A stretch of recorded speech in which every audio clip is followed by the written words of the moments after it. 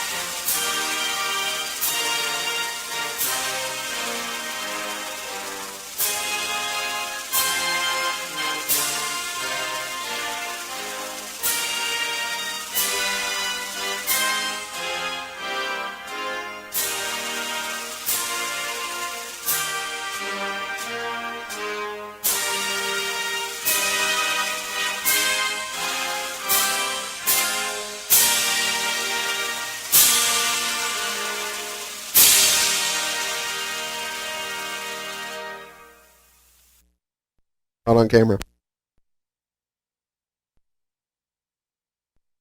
Testing 1, 2, 3. Testing 1, 2, 3.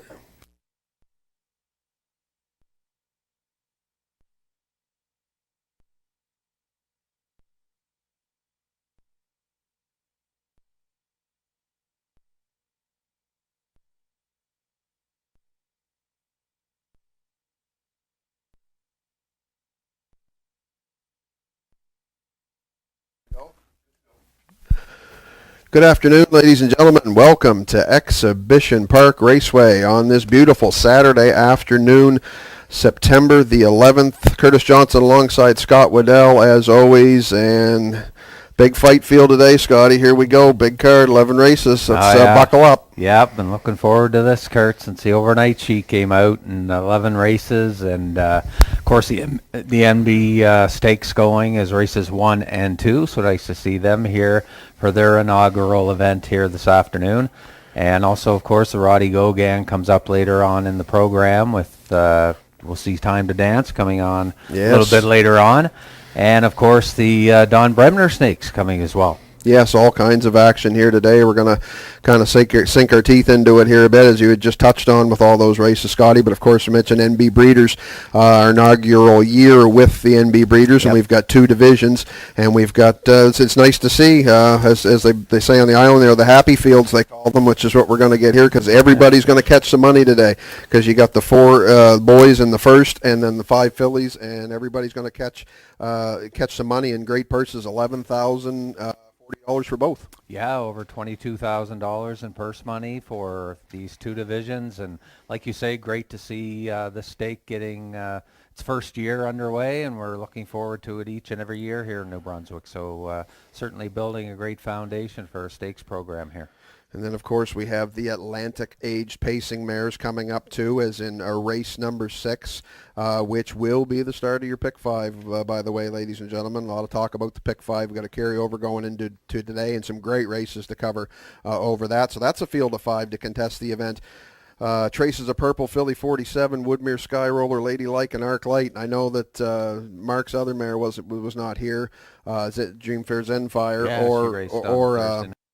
or Beaufort's mare, but I mean beyond that, I think we've got the best mares in the Maritimes here today, which is great to see. Oh yeah, absolutely. Woodmere Skyroller and Arc Light, they've been battling throughout the season, and Woodmere Skyroller's been on a tear lately, pacing her miles in 53, and you look down your program to Arc Light, and same thing, right down your card, hasn't missed a check, and Mark always has a great stable of age pacing mares, and each and every year, and he's got another good one here with Arc Light and Woodmere Skyroller as well. And then nice to see Colin Johnson home for the Mares Pacing Series as well with Ladylike. With Ladylike, and she's not out of place by any means in there too. She's coming fresh off of a win in 156 flat, her last start in Charlottetown. So yeah, great field of 5 there to contest that race.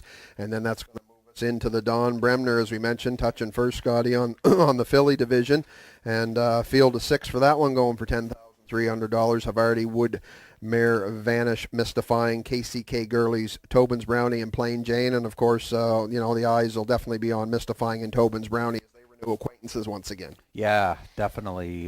Mystifying has 8 out of 11 that she's won this season. Great year going on, 32,000. And Tobin's Brownie, new track record holder here, Curtis, absolutely, at Exhibition Park Raceway for 3-year-old pacing fillies, and also she's got the track record over at Red Shores, and she had the Railbirds buzzing there one afternoon during Old Home Week, 53 and 4, and she's just been on top of her game, so it's going to be great to see these 2 go at it. Absolutely. Could she end up getting her second track record in a row? Maybe she'll top her mark from we got the weather last for week. it. We got the weather for it, and of course with Mystifying in there, she's going to be interesting for sure. Yep. And that's the first of those 2 divisions, and of course then to the big boys, the Glamour boys. We got field of 7 and that one going for $10,300 as well. Pictonian Thunder, Elliott Moose, Dusty Lane Goliath, Woodmere Steel Deal, Pictonian I Am, Just Call Me Doc, and Woodmere Alvin. And just like the filly division, there's 2 that kind of stand out that everybody's going to be watching the matchup, and that's, of course, between Dusty Lane Goliath and Woodmere Steel Deal. Yeah, and I think you had mentioned, I think Goliath has a 3-2 He's just got the 3-2 edge. advantage so Yep. far this year. Just in the matchups, yep. Yeah, so Woodmere Steel Deal will be looking to even that up here this afternoon. And, he was big in his last outing, 55-1 over an off track at Summerside, won a big trip. Goliath second on that occasion, so they'll match strides here again. Last time they met here, of course, Curtis, track record time, 153 with Dusty Lane Goliath. So we'll see if the home track advantage, where he kind of learned his early lessons here with Barrio, he seems to like this track. So we'll see how he makes out here in race 9, but should be a great battle. Yes, absolutely. So yeah, we got all of our track record holders here today. We'll be looking to maybe to best their marks, and of course, if there's a certain horse in the last race we're going to talk about that could have something to do with it too. And that's what we're going to shift to, is to the Rod Gogan Memorial Race number 11. Great field of 5 horses to contest that event: Moonrider, I'm a Looker 2, Time to Dance, Blood Money, and Woodmere Ideal Art. Of course, Time to Dance, king of the maritime racing scene. Yeah. Mark Campbell brings him here today to try to capture the Rod Gogan in his first start here in New Brunswick. And definitely all eyes will be on the clock too as well in this one.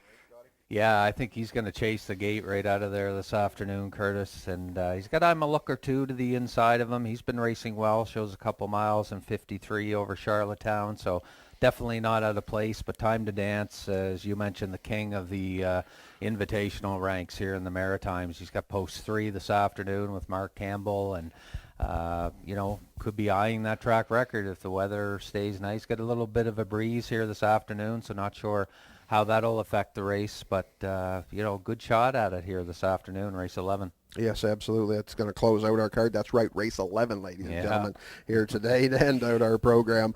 So that's as far as the on-track portion. As far as usually when we talk off-track, we talk simulcast, but today on off-track, we're going to talk about something different, which is a horse called Untouchable One that many know is making some headlines lately, and he's not far from where you and I are going to be here. He's going to be set up, and of course, a lot of people know the story with that and how he was rescued last winter by his breeder Cheryl Greer.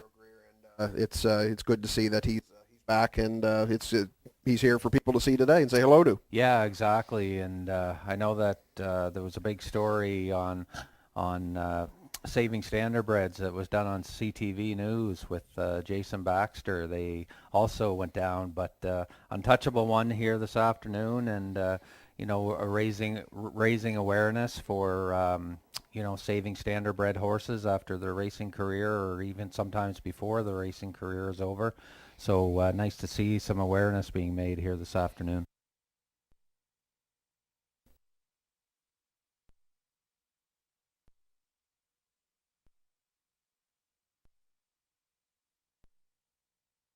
Definitely, I've seen some around these parts live to the age of 30 or better. Yeah.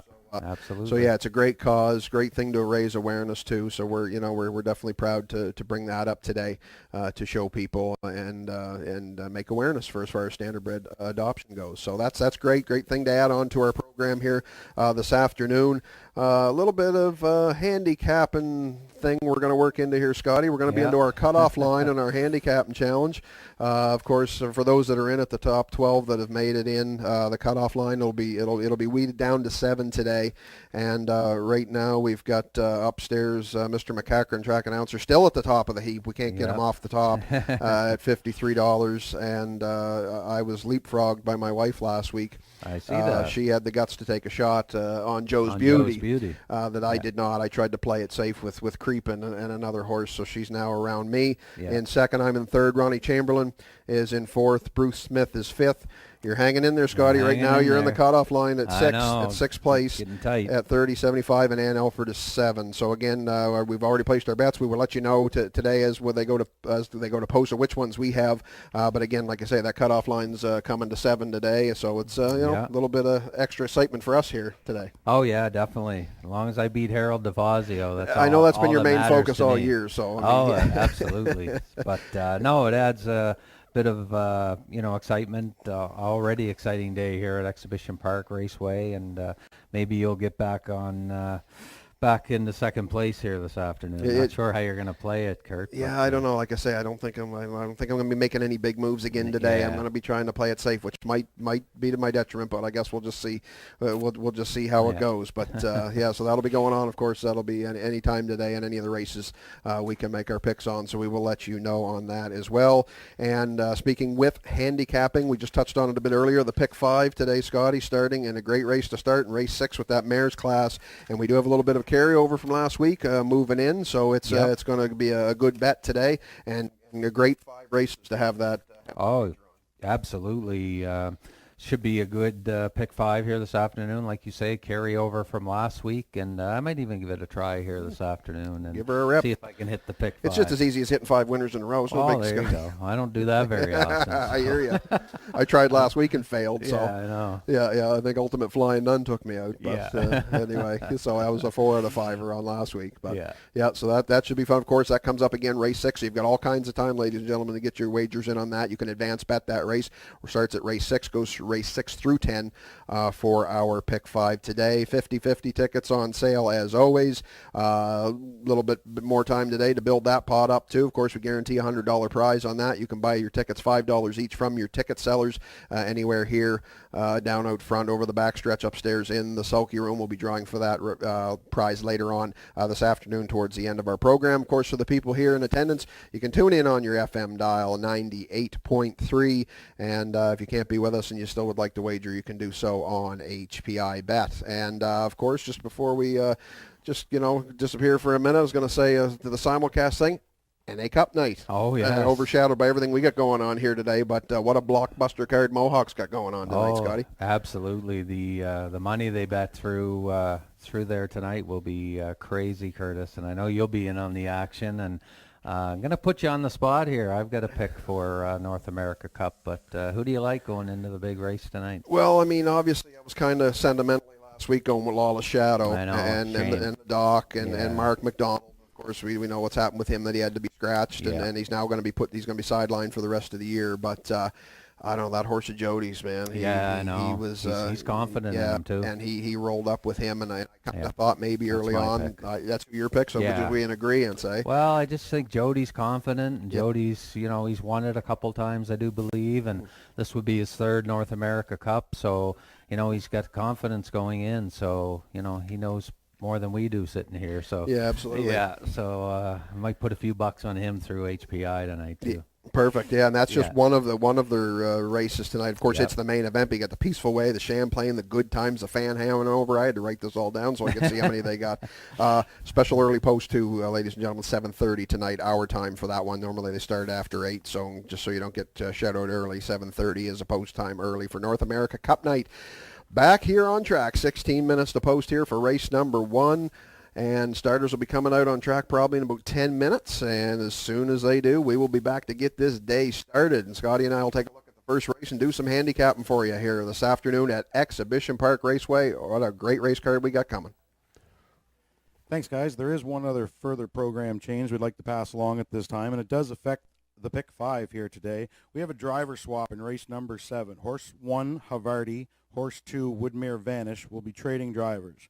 Havarti will now be driven by Paul Langell. Woodmere Vanish, now Adam Murner. So take the drivers of 1 and 2 in your program in race 7 and flip them around. Paul Langell now drives the 1, Havarti, from the rail. Adam Murner on the 2, Woodmere Vanish, in race number 7. Only other changes on the card. Race 3, we have the scratch of number 6, Courier Service. The only other 3 changes are in races 1, 8, and 11, and they are all the same driver change, Dr. Downey to now Mike Downey. Mike Downey drives all 3 entries today, where you see Mitch Downey in the program. They're the changes we have. Good luck this afternoon. Make sure you handicap the pick 5. Stop by and see Untouchable One. He is the touchable one today.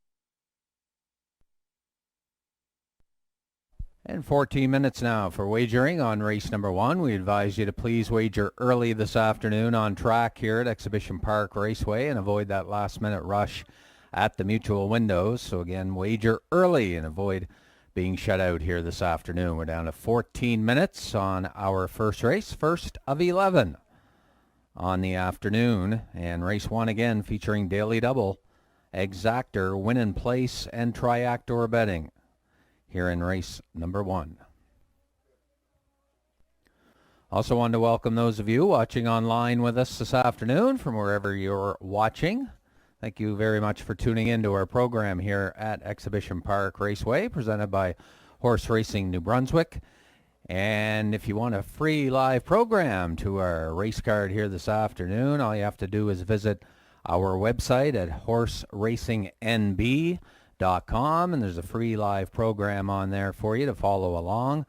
And of course, as always, you can bet through HPI. If you don't have an account, simply go to hpibet.com and your chance to wager on this afternoon's races. Down to 13 minutes on the first race, and we do have a driver change as previously announced. Number 1, Big Time Brawler. You can make the driver Mike Downey. Mike Downey also an equipment change on number 3, Brumby, in the first race, removing blinkers and adding a closed bridle. So those are the changes coming up for race number 1. It's the first half of your daily double.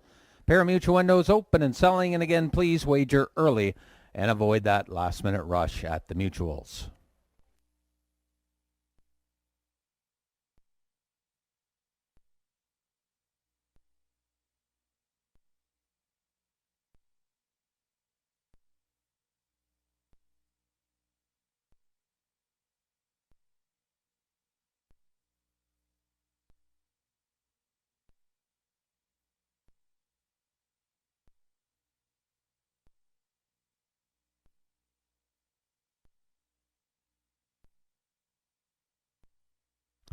And again, if you want to see a horse up close and personal, Untouchable One, right down at the end, down by the floor of the sulky room.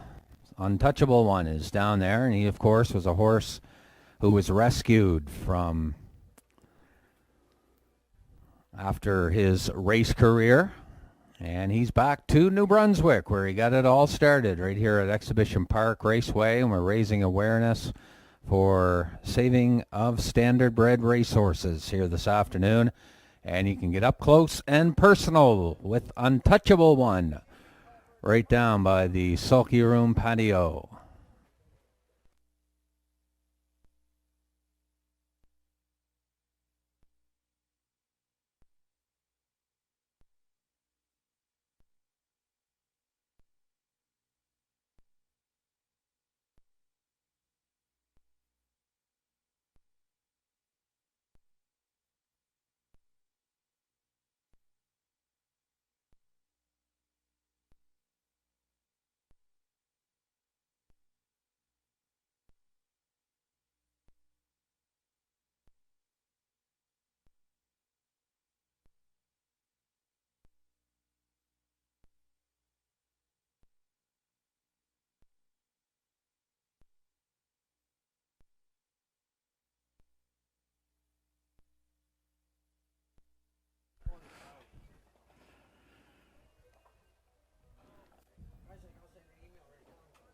And as we mentioned off the top, 50-50 tickets are on sale here this afternoon. Should be a great prize, $5. You can get your tickets. The draw coming up later on in our program. And there are handicapping selections for race 1 on your monitors. And Kurt and I both going to number 3, Brumby, here in the first race. And we'll have a closer look at the field, of course, after the post-parade of race number 1. Down to 10 minutes on the first race.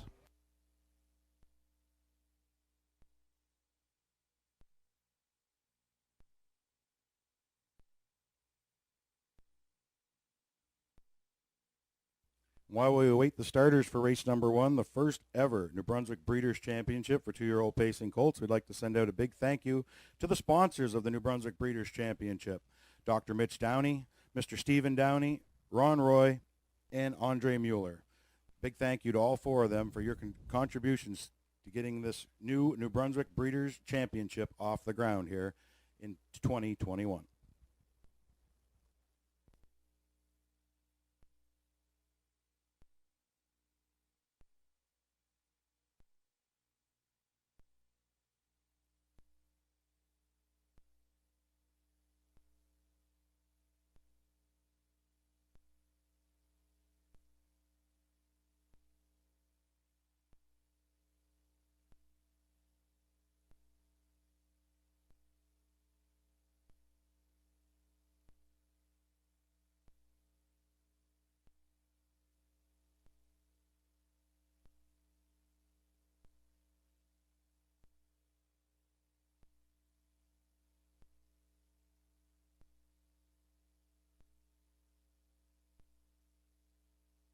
And the starters for race number 1 are leaving the barn area.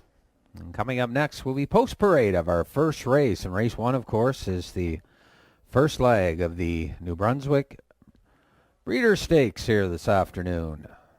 For 2-year-old pacing colts, we have a field of 4 going postward.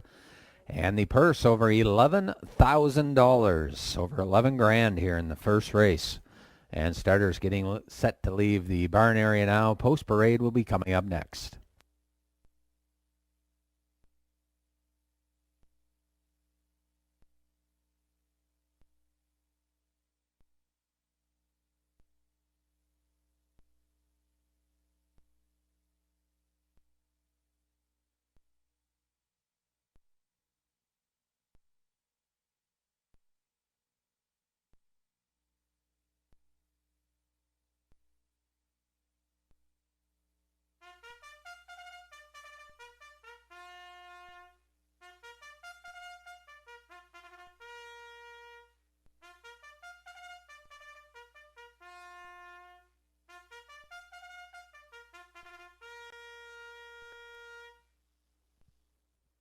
Horses and drivers for race number 1 are now on to the racetrack for post parade. Race 1 is the first ever division of the New Brunswick Breeders' Championship. This one for 2-year-old pacing colts. They go for a purse of $11,040.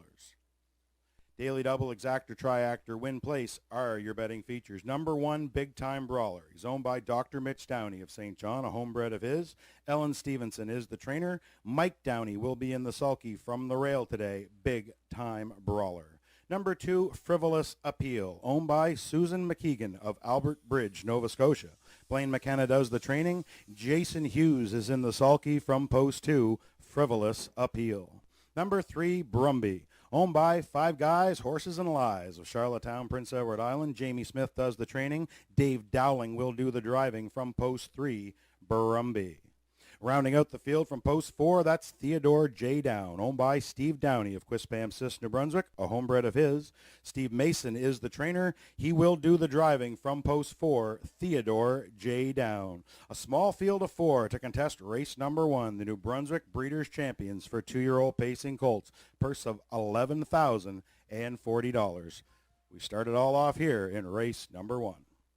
Just a reminder to anybody in the contest, the handicapping contest, please see Amanda in the sulky room. Get your picks in before race number 2 goes to the gate. You can pick any race on the day as usual, but please have your picks in by the time the second race goes today. Thank you. And with starters on track for our first race of the afternoon, 5 minutes to post the inaugural division of our NB Breeders. So it's a proud moment here in New Brunswick for us, Scotty, to get this off the ground. And as Brock had mentioned earlier about big shout out and thanks to Stephen Downey, Dr. Mitch Downey, Andre Moeller, and Ron Roy, big time sponsors on this event for us. That's only going to gain steam as the years go on here in New Brunswick for sure. So starters are on track for the first one. On camera now is my top selection. Brumby comes in with 4 Shodos to his credit out of 6 starts and still looking to crack the top 2, but I just kind of took him on the speed standpoint. He's got a couple of miles and 58 in a piece, a solid mile and 59 flat there, closes out well, 30 or 30 and change down further down the program, couple 29s and even a 28. Short horse field, of course, with the field of 4. Dave Dowling is in the sulky for trainer Jamie Smith, and I think the son of Pang Shui might get his picture taken here in the first New Brunswick Breeders. Yeah, I'm aboard here with you, Curtis. I like the 3 as well. Brumby, David Dowling driving there. You see him on your monitors. And this horse, richest horse in the field so far in 2021, looking to get the lion's share of the purse here. He's got over $7,200 banked in 6 starts. And as you mentioned, 3 third-place finishes. So he's looking to get on the board in the win column for the first time here this afternoon for driver David Dowling. And right now, the second choice on the wagering board sitting at 8-5. His next door neighbor is Frivolous Appeal, the 2 entry. I picked this one for second, but he's got a couple qualifying wins. Of course, made a late break in the first qualifier in Charlottetown, but I like that Summerside trip on August the 29th, 2:01 flat, 29 and 4 on the end. Trainer Blaine McKenna brings the son of He's Watching here to New Brunswick. The Blue Knight, Jason Hughes, is in town today, and he is aboard. And I think as well, if he improves on that 2:01 qualifier in Summerside, he's definitely a major player in this one as well, Scotty. Yeah, Jason got a chance to qualify this horse on that August 29th line, and nice mile for him, as you mentioned, 2:01 that he won his qualifying event. So he's got a good shot here from post position number 2 for his connections. Trainer Blaine McKenna over for the afternoon. And Jason Hughes, right now, he's the bettor's choice, Curtis, right now at 4-5. 2-minute warnings in effect here. 2 minutes to win, 2 minutes to get in to our rail starter, to our St. John entry in this race. Well, 2 of them with Theodore J. Down, I guess, with Macy's on the outside. But Big Time Brawler, he comes into this race with 3 runner-up finishes to his credit out of his 3 starts. So he's been racing well to get his career started. He has rail control today, of course, as Brock had mentioned earlier, with Michael Downey driving for Dr. Mitch Downey today for his 3 mounts. So he comes in. Mike did drive this horse in his first race back on July the 24th in a runner-up effort. He's rail control today, and I think we can see Mike, the crafty veteran. We'll see if he gets him kicked in here today for a big piece. Yeah, the KG veteran, Mike Downey aboard here with the Big Time Brawler, the driver change. And I don't think we've seen the best of this colt so far, Curtis. I think he's going to fire here from post position number 1, and he's got a good shot. And right now you're getting 9-2 on Big Time Brawler. And as you mentioned, Mike Downey driving for owner Dr. Mitch Downey, who bred the pacer. Ellen Stevenson trains, and Big Time Brawler has a big time chance here in race number 1 off the inside post. And right now you're getting 5-1 odds on number 1, Big Time Brawler. 1 minute to post now in race number 1. Remember, daily double, exact or track or win place your betting feature. Still time to wager. Starters reporting the backstretch shortly. And we'll take a look quickly at number 4, Theodore J. Down, a homebred by Steve Downey of Quispam Sis. Steve Mason trains the pacer. Stephen owns, and Theodore J. Down has been out for 7 starts this season. Has a 3rd place finish so far this year. Has the outside post to contend with, but getting some respect here on the tote board right now. Showing 7-5 on number 4, Theodore J. Down, the homebred from the Mason stable, and he's bred a lot of young horses, and maybe we'll get his best effort here this afternoon. And a pretty even betting board right now. The longest shot on the board currently at a $12 win ticket, so pretty wide open here in race number 1 as the field gets set on the backstretch. Hurry in, your final call for a ticket here in race number 1.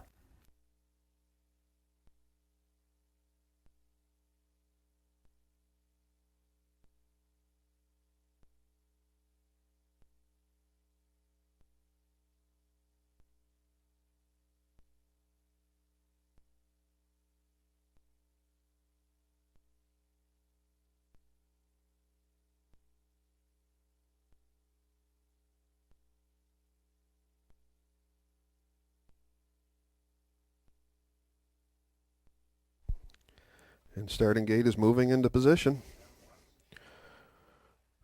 Wings are open and the wheels are rolling. Field of 4 to contest the New Brunswick Breeders 2-year-old colt division. For the first time today, we'll send it upstairs to track announcer Brock McCachran with the race call.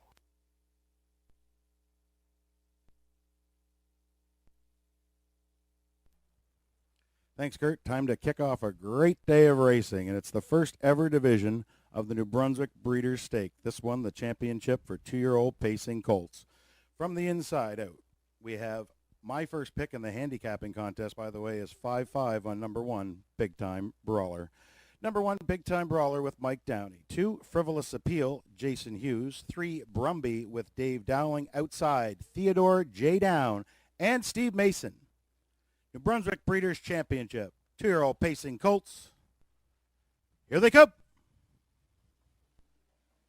There they go, off-hand pacing. Brumby, center of the racetrack, fires out of there. He's the leader into the turn from the inside. Big Time Brawler gets away in second. Frivolous Appeal, little wide through the turn, now settles into third. Theodore J. Down, he can see them all as they come out of the first turn. En route to the opening quarter. This is the 2-year-old son of Peng Shui. This is Brumby and Dave Dowling. They set up shop on the front end. Big Time Brawler got away second. Will sit right there on the leader's back. Gapped out in third. Frivolous Appeal now starts to tighten that gap. Theodore J. Down is at the back. Colts were by the opening quarter, 30 and 3/5. Brumby in command of the racetrack.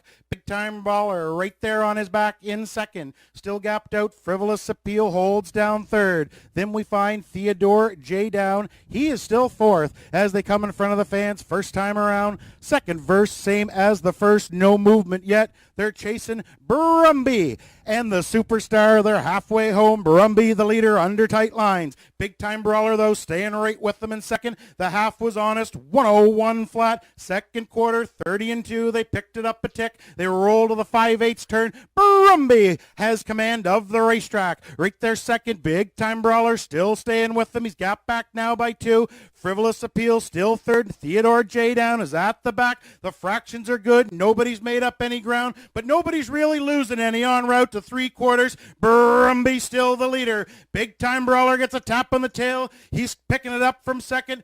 Frivolous Appeal still third. 3/4 is on the board. 131 and 4. 30 and 4 in the third. It's still Brumby in command. Big Time Brawler, though, still got him in his sights in second. Frivolous Appeal's holding third from Theodore J. Down. Top of the stretch. They've been this way since the word go. Brumby on down the stretch. Big Time Brawler tries to track him down for second, but the first page of the history books, New Brunswick Breeders, it says Brumby. Second was Big Time Brawler. Third goes to Frivolous Appeal. Time for the mile. 2 minutes, 2/5. Brumby.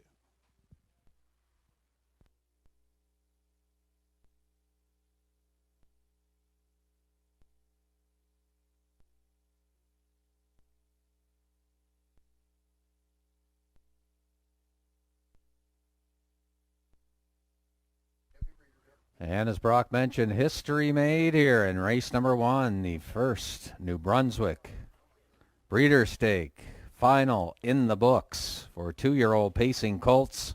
And Brumby and David Dowling go all the way here this afternoon.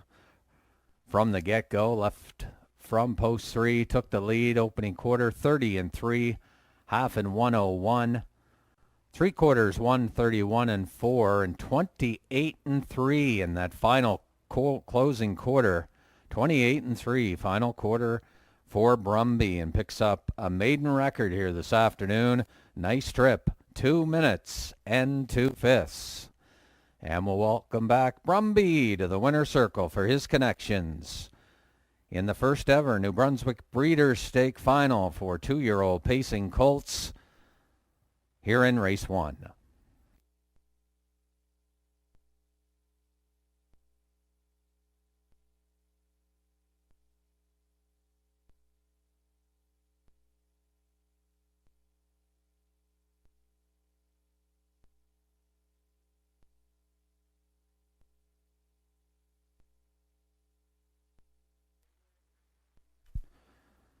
And there once again you see the replay with Brumby As Brock mentioned, soon as the wings open, he was on top, and we'll take it upstairs to the winner's circle celebration for Brumby here in the first.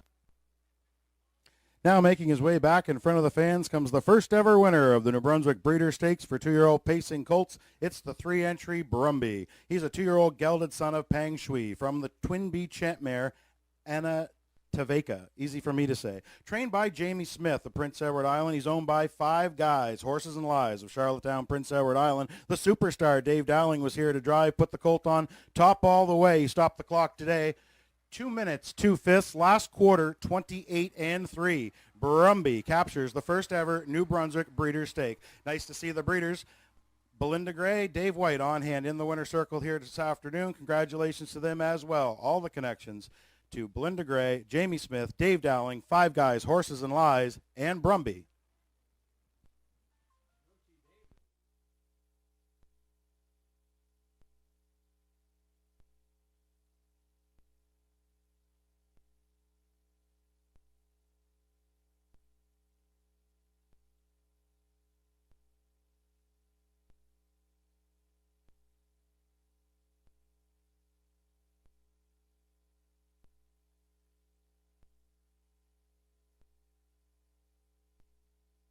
One is official. Race number 1 is official. Brumby paid $6.10 to win, $2.60 to place. The 1 big time brawler, $2.20 to place. $2 exactor, 3-1, $7.70 on your exactor.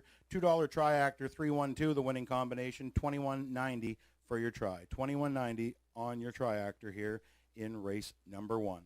Fractions were up. Quarter 30 and 3, half 101 flat. 3/4 131 and 4. Mile time for your winner, number 3 Brumby, 2 minutes and 2/5.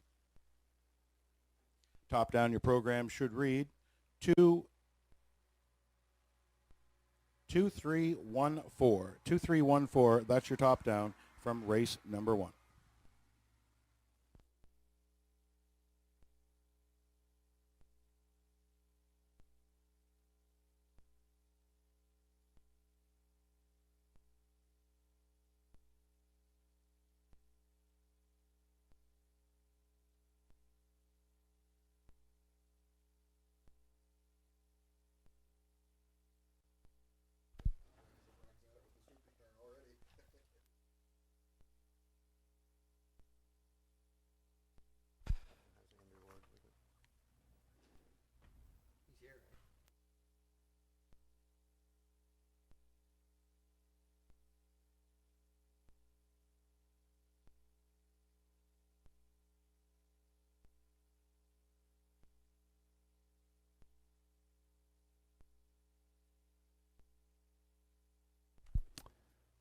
Down to 11 minutes now for wagering in our second race of the afternoon, the filly final in the New Brunswick Breeder Stakes. Going for a purse of just over $11,000. Daily double for races 2 and 3. Also exactor, win in place, and triactor wagering. Field of 5 in the upcoming second race. And a reminder, please wager early and avoid that last-minute rush at the wagering windows.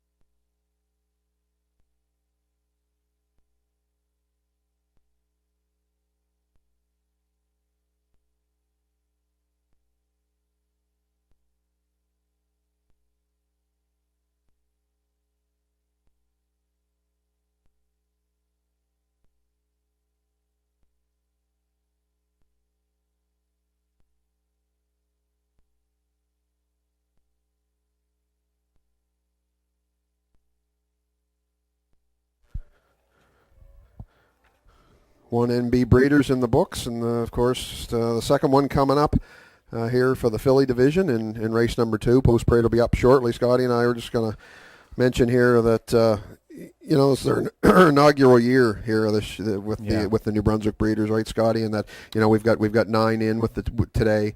So low numbers getting started. We expect it to pick up in years going forward as more horses are bred here. It's to kind of rejuvenate the horse population here in the province.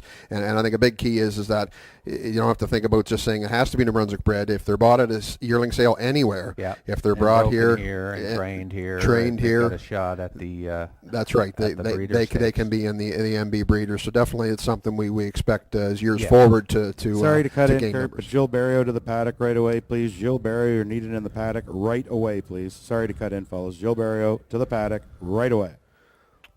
Yeah, and like you say, Kurt, it's a great stepping stone for for New Brunswick horsemen, because they know that they can buy a horse over in Prince Edward Island, whatever, bring them here to New Brunswick and train them down and eligible for the stakes. So it's nice to see. It's building a foundation.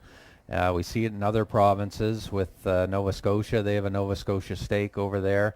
And, of course, PEI have made a living on their stake program over there. So it's building a great foundation, and it's been a great initiative put on by the New Brunswick horsemen here and the operators here at Horse Racing New Brunswick. Yes, absolutely. So it's something for us to be very proud of here in New Brunswick, and we expect it to gain steam as years go forward with a bigger population, more races, and more money, of course, which is a big thing too for the people that they'll be racing for. So we can't wait to get this second race underway, the 2-year-old filly division, field of 5 to contest that event. They'll be up on track very shortly. And the starters for the second are just leaving the paddock area now for Post Parade of race number 2. And again, $11,000 in purse money for the 2-year-old pacing fillies in the inaugural New Brunswick Breeders' Stakes here this afternoon at Exhibition Park Raceway. And what a great building, a foundation here for the younger horses here. And we'll see the next group coming out here for race number 2. It's the fillies' turn to put on the show, and it's up next here in race number 2.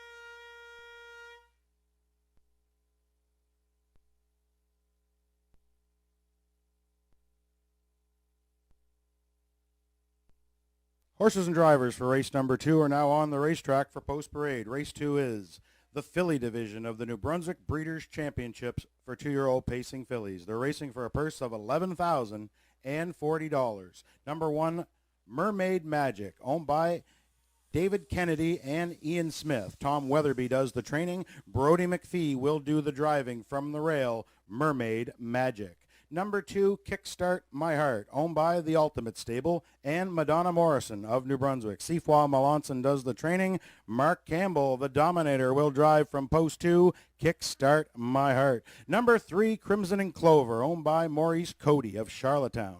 Kenny Arsenault does the training. He will do the driving from post 3, Crimson and Clover. Number 4, Elm Grove Quest, owned by Norm Legier and Al Jones of New Brunswick. Al does the training. Gilles Barrio is in the sulky from post 4, Elm Grove Quest. Rounding out the field from post 5, that's Casey's Starlight, owned by Don Bishop, Bruce McDonald, Charlie Miles of Fredericton, New Brunswick. Charlie does the training. Stephen Trites will be in the sulky from post 5, KC's Starlight. A field of 5 2-year-old fillies to contest the first ever New Brunswick Breeders' Championship for 2-year-old pacing fillies. $11,040 is on the line, Everybody's getting a piece of the pie. Daily double, exactor, triactor, win place are your betting features. Don't be left out on race number 2. Don't forget, ladies and gentlemen, make sure you pick up your 50-50 tickets here this afternoon. They're available at all mutual sellers here. Get in on the 50-50 action, $5 a ticket. The winner will be drawn at the completion of race number 9. So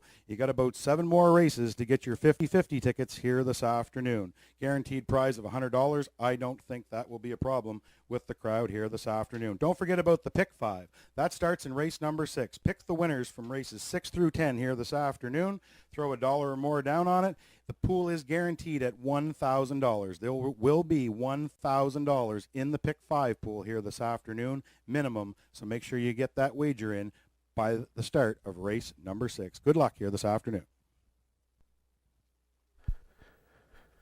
And with starters on track for our second race of the day, yes, all kinds of action going on here this afternoon at Exhibition Park Raceway, and we're on track with our second division of the MB Breeders, 2-year-old fillies. And right now, Scotty, looks like I think we just differed in the top spot there, maybe when I seen the picks flash on screen there right quick. I'm going to go with Mermaid Magic. Of course, a daughter of Slim and Sleek. Many will remember her racing around these parts, Scotty. I'm sure you do. Sure have. For the Downies, for sure. She's a daughter of Big Jim. She comes in this year with 4 out of 5. Top 3. She got $6,000 in the bank. She's really kind of progressively been getting better each and every week if you look at her. Ultra impressive to me are those last quarters. I mean, you look down her page, 29 flat, 28 and 3, 28 seconds flat.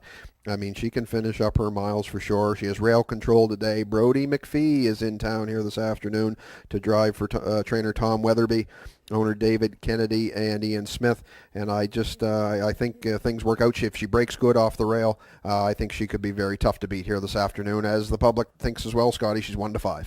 Yeah, 1-5 choice here on number 1, Mermaid Magic, here in race number 2. And Tom Weatherby brings this youngster over, and the daughter of Big Jim. Like these Big Jim horses, and Brody McPhee gets the driving call from post position number 1. And like you say, Kurt, I think she's gotten progressively better over the last couple of starts, and those good closing kicks, like you mentioned as well, going to be tough here. Mermaid Magic and the bettor's choice right now at 1-5. And I looked away from her just for a bit of a long shot possibly here, Curtis. Went with number 3, Crimson and Clover. Kenny Arsenault driving, and he, of course, no stranger to the stakes success here in the Maritimes. Maurice Cody owns this pacer. Kenny Arsenault does the training. And 3 of 4 in the top 3, $2,500 earned so far this year. And a second place finish, charted her mile down your program there, 3 starts back. Charted a mile in 1:59 and 2. So good-looking daughter of Shadow Play, and you're getting some value if you want to look away from the chalk choice here. Number 1, Mermaid Magic. Crimson and Clover, I think, has got a shot from post 3, and sitting right now at 11-1. Yes, Scotty, 11-1. Real good, good value on her right now as well. The daughter of Shadow Play. You can see her on screen. To the outside, we're going to get a bit of I think you and me will be kind of secretly cheering on here. This filly, definitely New Brunswick connection here. Casey Starlight comes in off of a win here at EPR last week, wire-to-wire fashion in 2:02 and 2. She's going to make her 3rd career start here today. She was 3rd in her debut in stakes action in the Island back in Old Home Week, and closed out really nice in 29 seconds on that occasion. Stephen Treitz gets the call for trainer Charlie Miles. Don Bishop, Bruce McDonald, and Charlie are the owners, and she'll have to navigate from the outside post 5. But I think this filly's got some go, Scotty. Yeah, she does, and I know a young fellow on the backstretch, Grady Hashi, is cheering this filly on from post 5 as they get set in the backstretch. They are moving in now for the second division of the NB Breeders 2-year-old filly division. Gates in position, wings open, wheels are rolling. Send her upstairs once again to Brock with the race call. Thanks, Kurt. Race 2 starters are on the turn. It's the New Brunswick Breeders' Championship for 2-year-old pacing fillies. $11,040 is on the line. From the rail out, Mermaid Magic and Brody McPhee. Kickstart My Heart with Mark Campbell. Crimson and Clover, Kenny Arsenault. Elm Grove Quest, Gilberto. Outside, Casey's Starlight and Stephen Treitz. Field of 5, New Brunswick Breeders' Championship for the fillies. Here they come. There they go, off and pacing. Elm Grove Quest fires out of there. Center of the track, that's Crimson and Clover. From the inside, Mermaid Magic. Way wide into the turn, that's KC Starlight. On round the first turn, Elm Grove Quest and Barrio. They shot to the front off the gate. On the outside, that's Crimson and Clover. Now she's undecided, looking for a seat. 3 wide now. Here comes KC Starlight. She's got her mind up made. She's headed for the front end for Stephen Trites. That's KC Starlight with a rush and a brush on the outside. She now takes over the lead by the opening quarter. KC Starlight is the leader. By the opening panel, 29-4. Elm Grove Quest stung her away. Now will sit in second. Crimson and Clover holds down third. Mermaid Magic studies things from fourth. At the back, that's Kickstart My Heart. Fillies are all strung out. About 2 lengths separates everybody as they come in front of the fans. First time around, they're chasing the 2-year-old daughter of Source of Pride, KC Starlight and Stephen Trites. They look comfortable halfway home. Right there second, Elm Grove Quest. On to third is Crimson and Clover with a rush and a brush. Here comes Mermaid Magic underway. They were halfway home. 58-1 serious opening panel laid down by the fillies, and KC Starlight rolls by the 5/8. Here comes Mermaid Magic, the favorites, up to look her in the eye as they race down the backside. Mermaid Magic with a rush and a brush. Now the leader on to 3/4. KC Starlight tries to regain from second. Crimson and Clover now takes over third from Elm Grove Quest. They went by 3/4. 129-3. Outstanding fractions for the 2-year-old fillies. And it's Mermaid Magic, and she's opening up here on the turn. Second on the inside, KC Starlight. Crimson and Clover still third. And Elm Grove Quest is fourth. Top of the stretch. The story is Mermaid Magic. She slides away. The daughter of Big Trim is impressive here this afternoon. She's up against the clock. It's all Mermaid Magic at the line. It's a battle for second. Looks like KC Starlight held on over Crimson and Clover. Time for the mile. 1:59 flat. Mermaid Magic.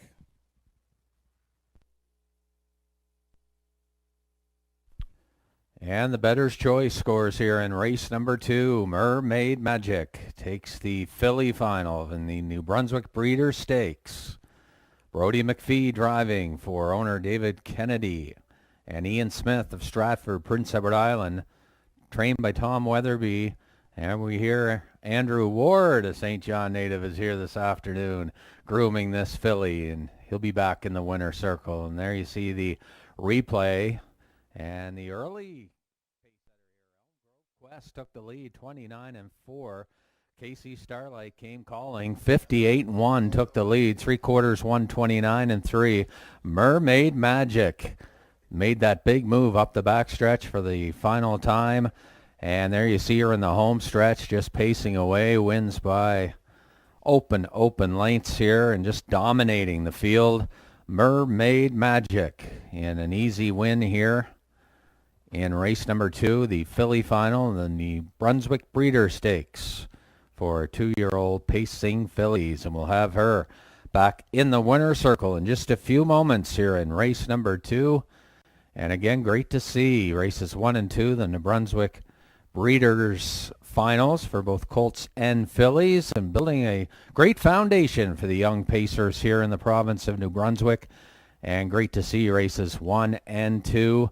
And we'll see the latest winner of the New Brunswick Stakes back in the winner's circle in just a moment. Mermaid Magic and Brody McPhee.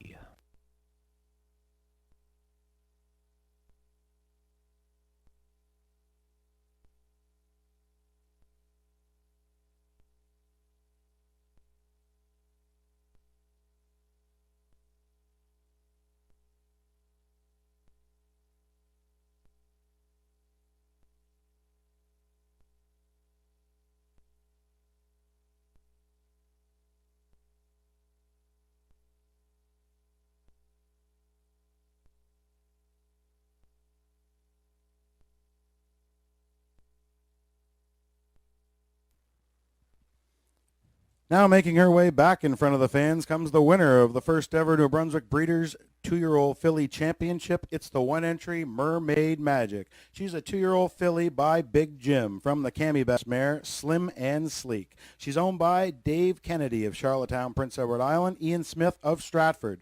Tom Weatherby does the training. Brody McPhee did the driving. The filly came with a big brush down the backside. She stops the clock today, 1:59 flat. That's a new lifetime record for the one Mermaid Magic. Congratulations to the connections, Dave Kennedy, Ian Smith, Tom Weatherby, Brody McPhee, and Mermaid Magic. And also a shout out to her breeder, Dr. Mitch Downey. This filly bred right here in New Brunswick, of course, for the New Brunswick Breeders' Stakes. Congratulations to the connections. Make sure you check it out at the sale this year. Very limited number of New Brunswick breeder eligible horses and a big pile of money to be given away in the next couple seasons. So check out the New Brunswick breds at the sale, folks. And remember that when you're buying a yearling, you might want to consider having it trained right here where you live in New Brunswick.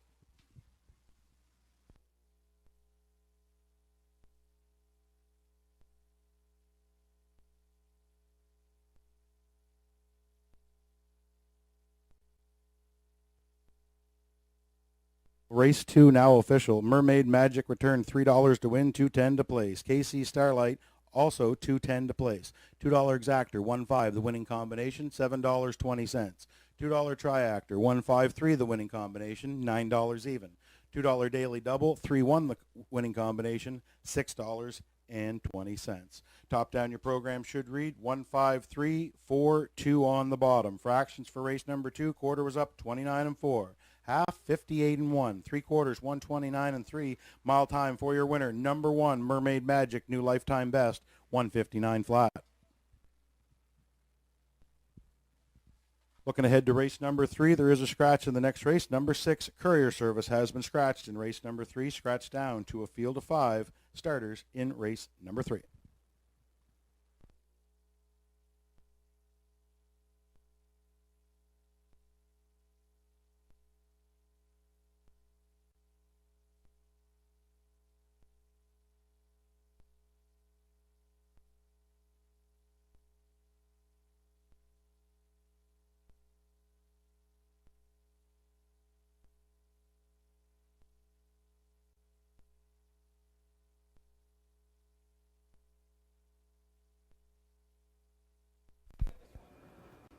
Now down to 12 minutes for the upcoming third race. Daily Double wagering available on races 3 and 4. Daily Double 3 and 4. Also Exactor, Win in Place, and Triactor wagering here in race number 3. And as Brock mentioned, number 6 Courier Service has been scratched down to a field of 5 here in the third race. Coming up on 11 minutes. And a reminder, wager early, please, and avoid the last-minute rush at the mutuals. And again, welcome to those of you watching online with us here this afternoon from wherever you're tuning in. And don't forget to grab your program online and follow along at horseраcingnb.com. And also you can bet the races here at Exhibition Park Raceway through HPI.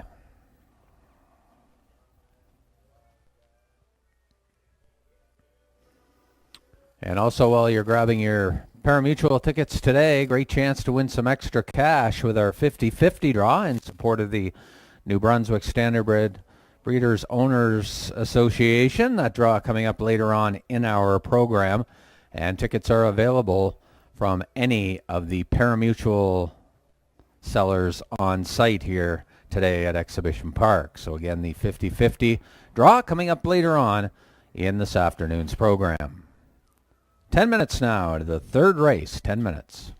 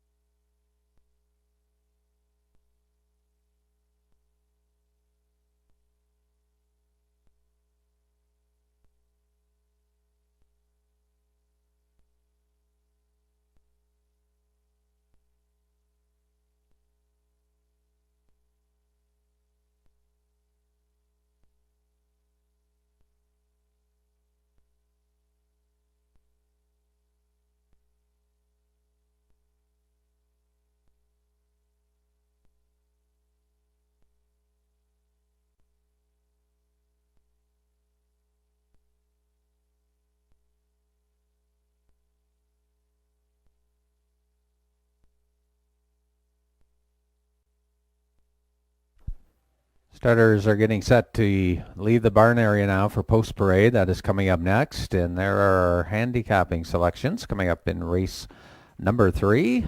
And Curtis and I both on number 1, Stone Beach Lily.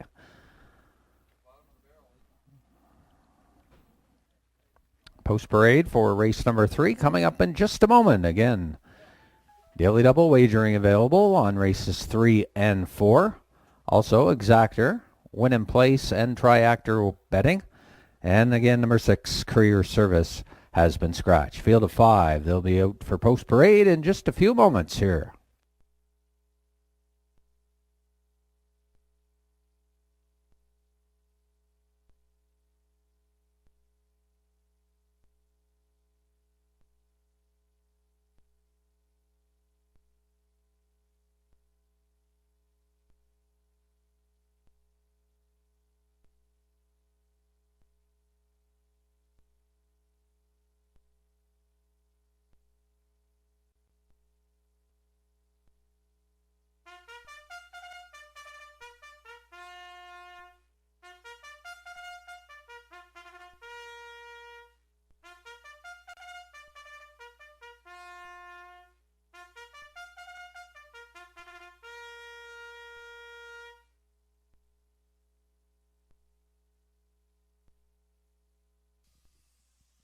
The horses and the drivers for race number 3 are now on the racetrack for the post parade. Race 3 goes for a purse of $1,000. Daily double exactor, triactor.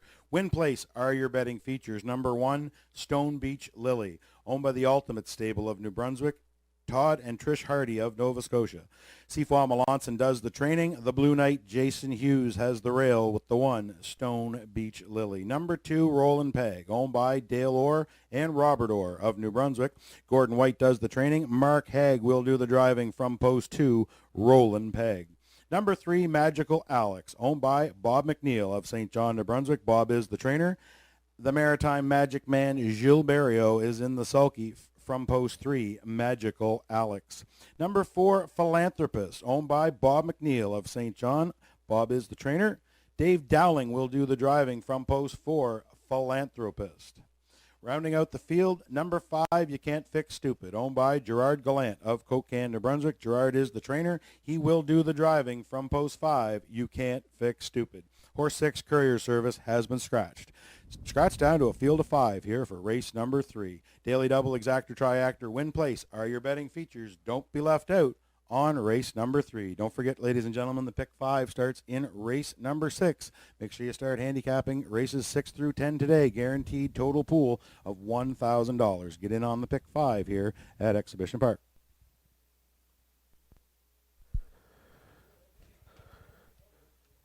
You got your pick 5 picked out yet, Scotty?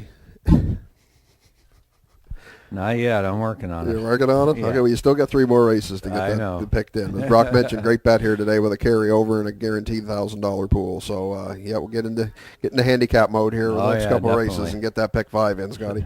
So starters are on track here for the 3rd race of the afternoon, and we're going to take a look at this contest. And I guess tale of 2 age groups here, Scotty. In this one, you got the 2-year-old filly on the inside, and then you got all the veterans on the outside in this race. And I did, you and I, as you mentioned, we did agree on top selection. Stone Beach Lily, put her on top here this afternoon. She comes in with 1 second to her credit out of her 6 starts this season, but it's an impressive start. It's basically what made me pick her to win. She was second in a stake race in Truro. Back on August the 6th. Paced a nice mile, 58-4 on that occasion. Todd Treitz was aboard. Blue Knight in town here today. As you can see her on screen, she looks she's all kind of full energy for sure here if we can get her straightened away. So rail control here this afternoon. Obviously back to the condition ranks off of the stakes event she's been racing recently. So I'm going to put her on top here to maybe get a maiden score here this afternoon. Yeah, another entry here from the Ultimate Stable, and Todd and Trish Hardy now owning part of this filly. And Seafoam Melanson, no stranger to the winner's circle here at Exhibition Park Raceway. And right now you're getting 6-5 on the 1. And like you said, Kurt, 2 starts back. That mile, 58-4, certainly stands out. And she's got rail advantage. She's got Jason Hughes up for the catch drive here this afternoon. He has driven her in the past in some stake events. So knows the filly. He's got post 1. and is actually second choice though on the board right now. You're getting even odds on Stone Breach Lily from post position number 1. And favored on the board currently at 1-4 is my second selection.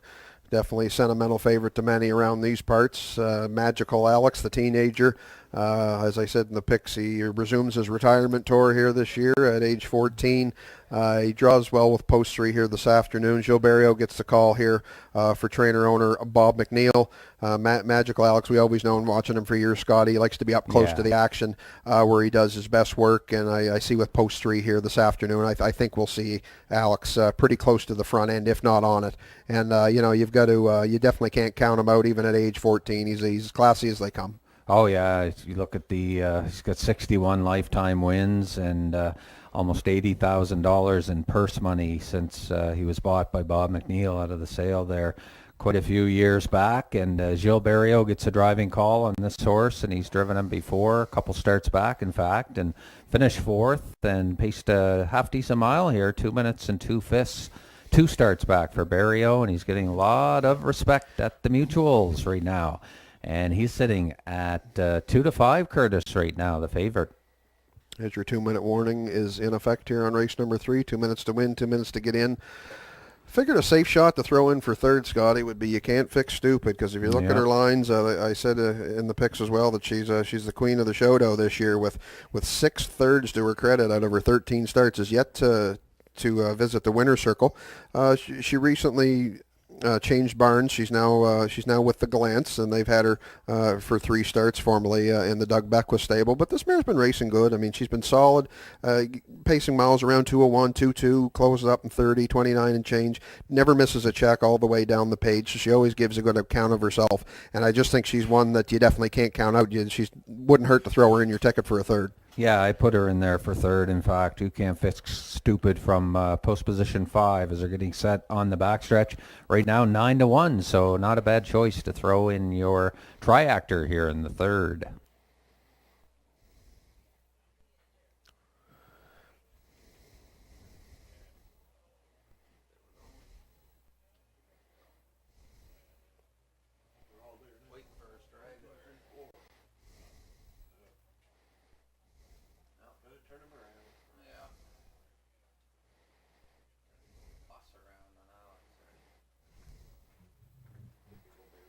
Starters are gathering on the backstretch. Gates in position, wings open, wheels are rolling. And we will send it upstairs once again to Brock McCachran with the race call, race number 3. Thanks, Kurt. Race 3 starters on the turn from the rail out. We have Stone Beach Lily and Jason Hughes. Roland Peg with Mark Haig. Magical Alex, Gilles Barrio. Philanthropist, Dave Dowling. Outside, You Can't Fix Stupid, and Gerard Gallant. A field of 5. Race number 3. Gates at the top of the stretch. Here they come.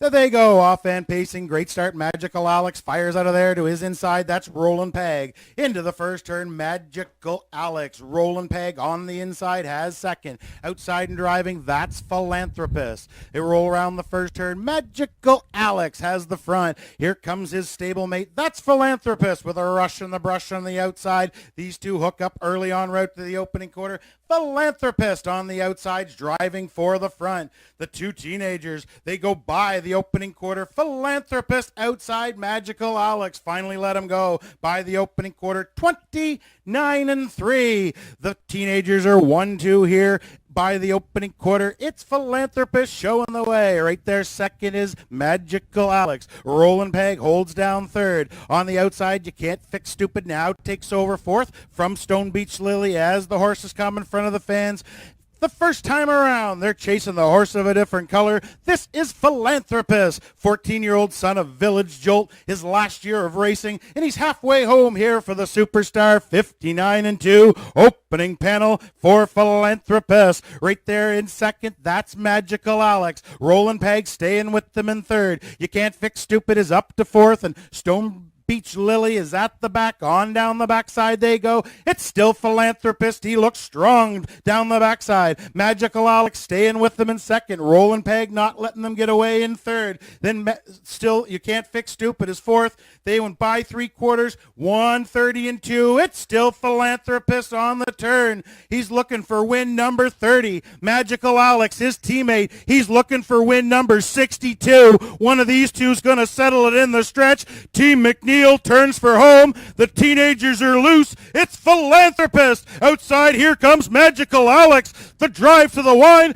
but this time the win goes to Philanthropist. He scores on the line. Second is Magical Alex. Third to Roland Peg. Time for the mile. Turn back the clock today. 2 minutes. 1/5 Philanthropist.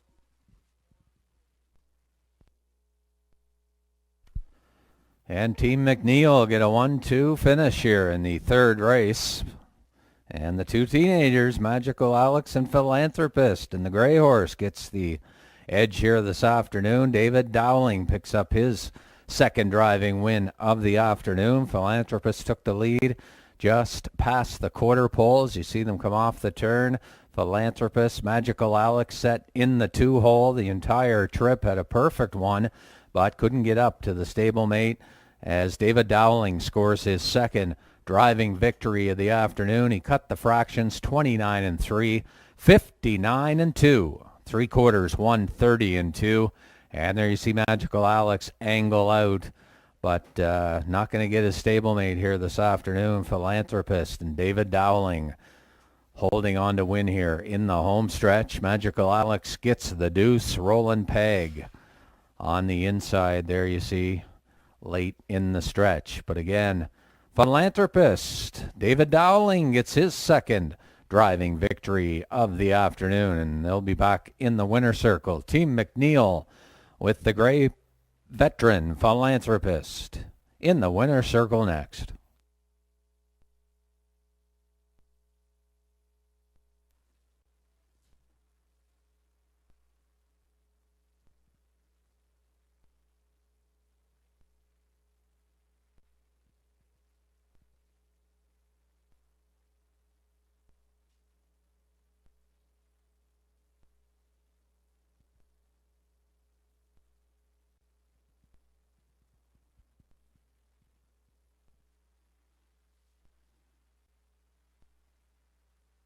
As we await the winner of race number 3 to make his way back to the winner's circle, considering today is the Standardbred Awareness Day, folks, I'd like to bring to your attention a little story about horses 3 and 4 in this race, Philanthropist and Magical Alex.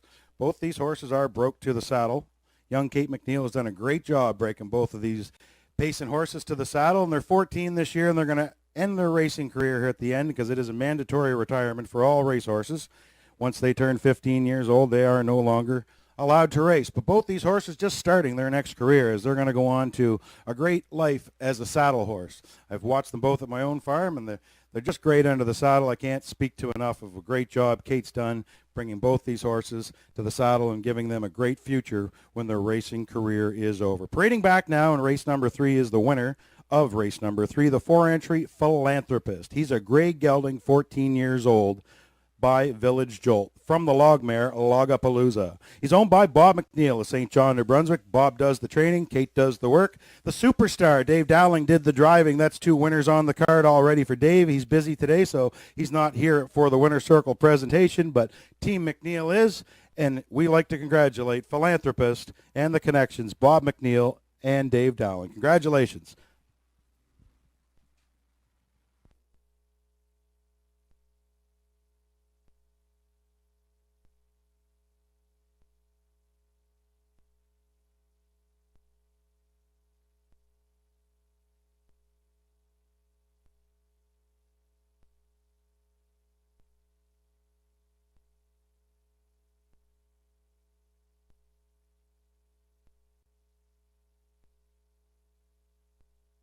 Three is going official. Race number 3 headed official. The 1, Stone Beach Lily, was 5th. 2, Roland Peg finished 3rd. 3, Magical Alex was 2nd. 4, Philanthropist, your race winner. 5, You Can't Fix Stupid, was 4th.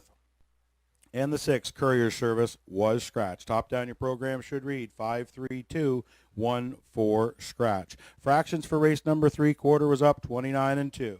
Half 59 and 2. 3 quarters 130 and 2. Mile time for your winner, number 4, Philanthropist, 2 minutes and 1/5.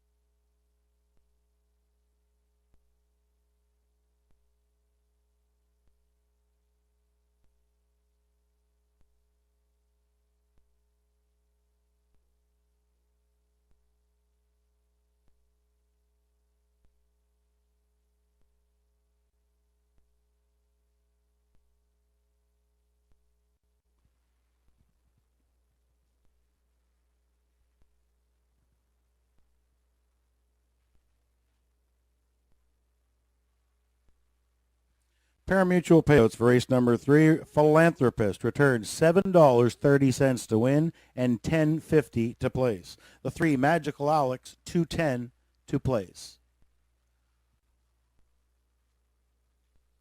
$2 exactor.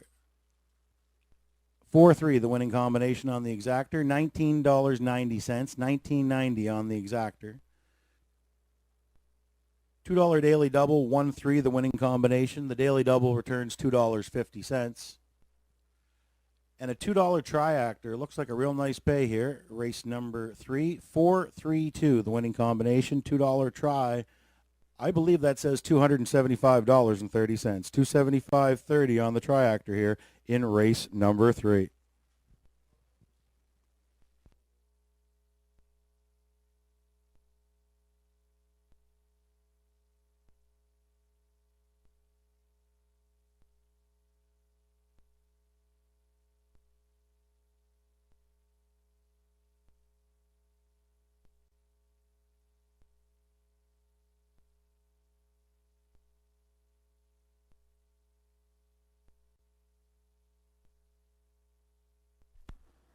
Coming up on 10 minutes now for wagering on your 4th race. And don't forget, when you're grabbing your parimutuel ticket, to grab a 50-50 for today. Guaranteed prize of $100. So make sure you get that. And also keep in mind the Pick 5 is coming up shortly. So take a look at your program and get your Pick 5 today with a guaranteed pool of $1,000, guaranteed payout. So again, that's coming up later on in the program.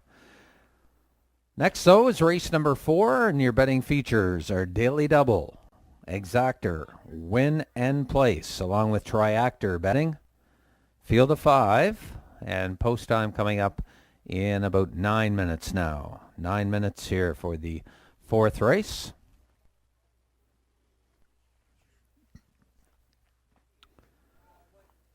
And don't forget, we're back here at Exhibition Park Raceway next Saturday afternoon. First post at 1 o'clock on the 18th. Then the week after that, back on September the 25th. Then looking ahead to October 2nd, October 16th, and October 23rd. That's the remaining race dates here at Exhibition Park Raceway.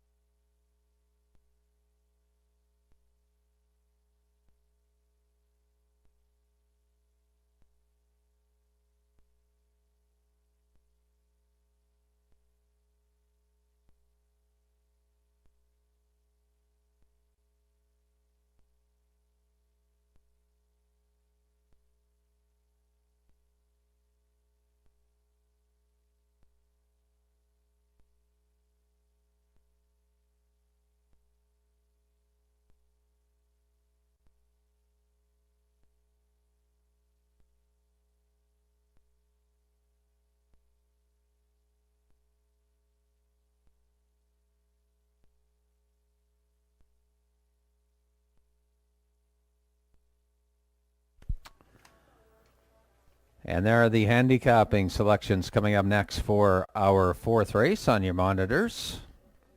And Kurt and I differing a little bit on the top choice. Kurt going to the one Bout to Get Lucky, and I went to the veteran pacer number 4, Paris Beau. They'll be out in the racetrack shortly. They're leaving the barn area now, and we'll have a look at the starters in just a few moments. And still to come, of course, the Atlantic Age Pacing Mares coming up as race number 6. It's going to be a dandy. Coming up, race number 6, almost $5,000 in purse money. And the first division of the Bremner coming up in race 7, over $10,000 in purse money for the Pacing Fillies. And then it's the Glamour Boys, race 9, over $10,000 in purses for the 3-year-old Pacing Colts again in the Bremner.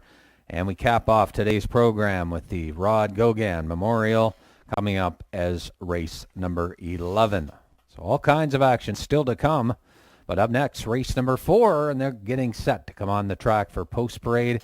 It's coming up next.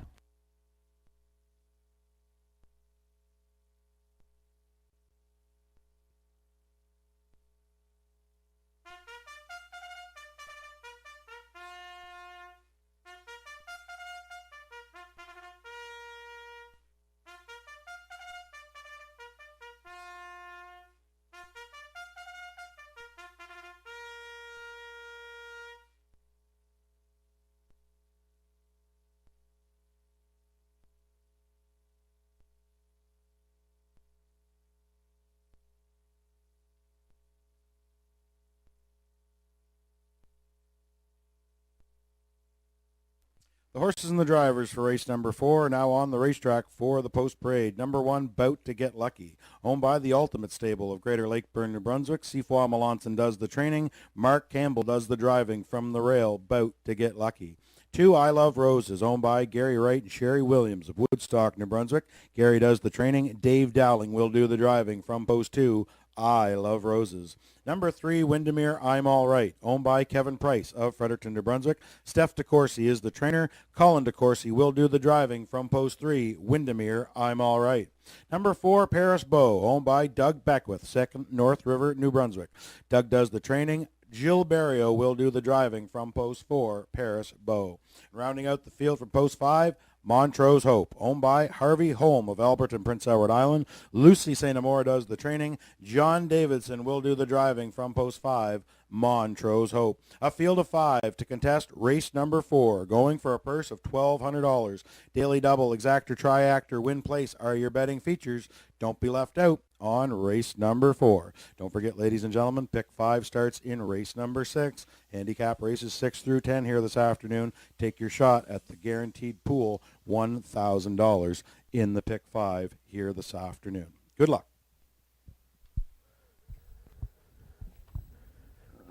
And with starters on track for our 4th race of the afternoon, we're going to take a look at this contest. And Scotty, as you mentioned a few minutes ago, we vary a little bit in the picks, but not too much. We're just kind of I guess the exactor box. Yeah, exactor box, or even we got the same horse for 3rd, so I guess we could go like a 1-4, 1-4-5 for a $1 triactor I'm wheel. Go buy that. Actually. There you go. See, so right now on screen is my top selection, Scotty's 2nd place selection. Bout to Get Lucky comes in here off of a 3rd place finish, most recently here at EPR last week in a dead heat.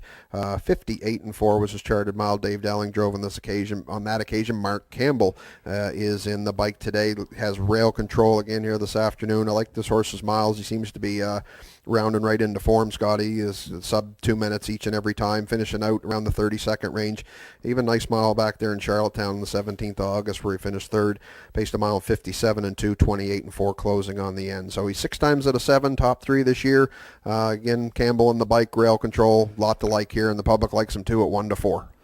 Yeah, and what a day to win here this afternoon. It would be for him, another New Brunswick bred pacer right here, About to Get Lucky from the Ultimate Stable, bred right up past Moncton, and nice colt, like you say. He's been consistent right down your card, shows miles in 58, 57, so he's got the more than capable hands of Mark Campbell in the driver's seat here this afternoon. He's a heavy favorite right now, sitting at 1-4 for his connections.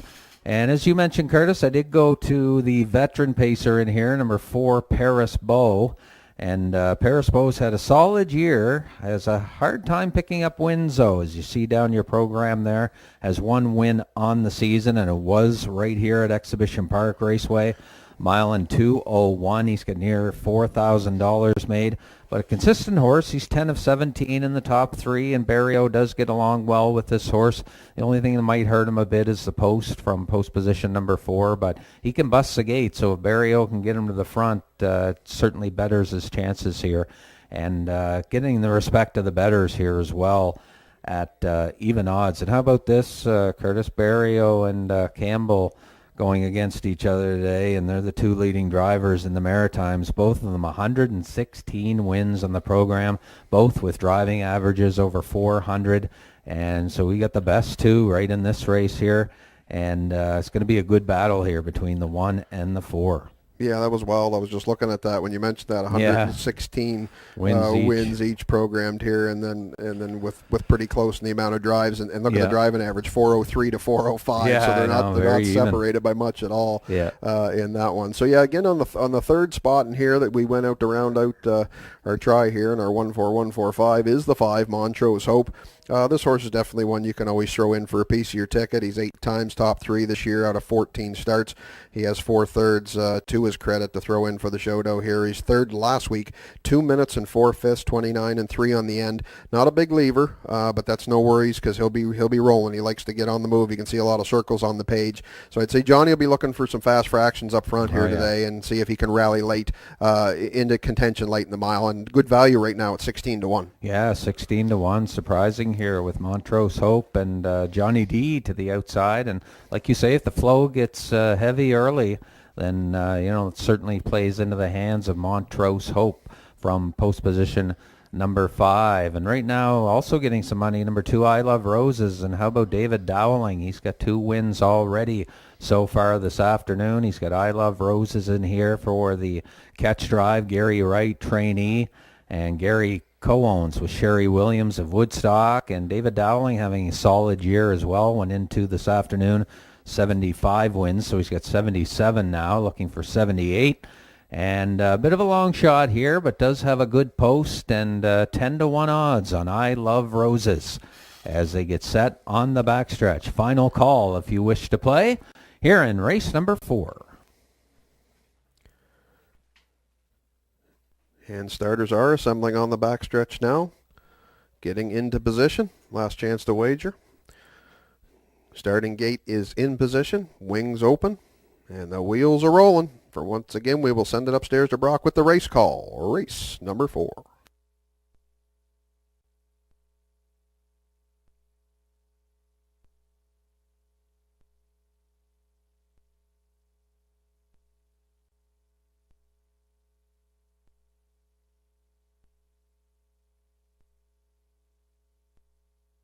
Race 4 starters are on the turn from the rail out. We about to get lucky and Mark Campbell.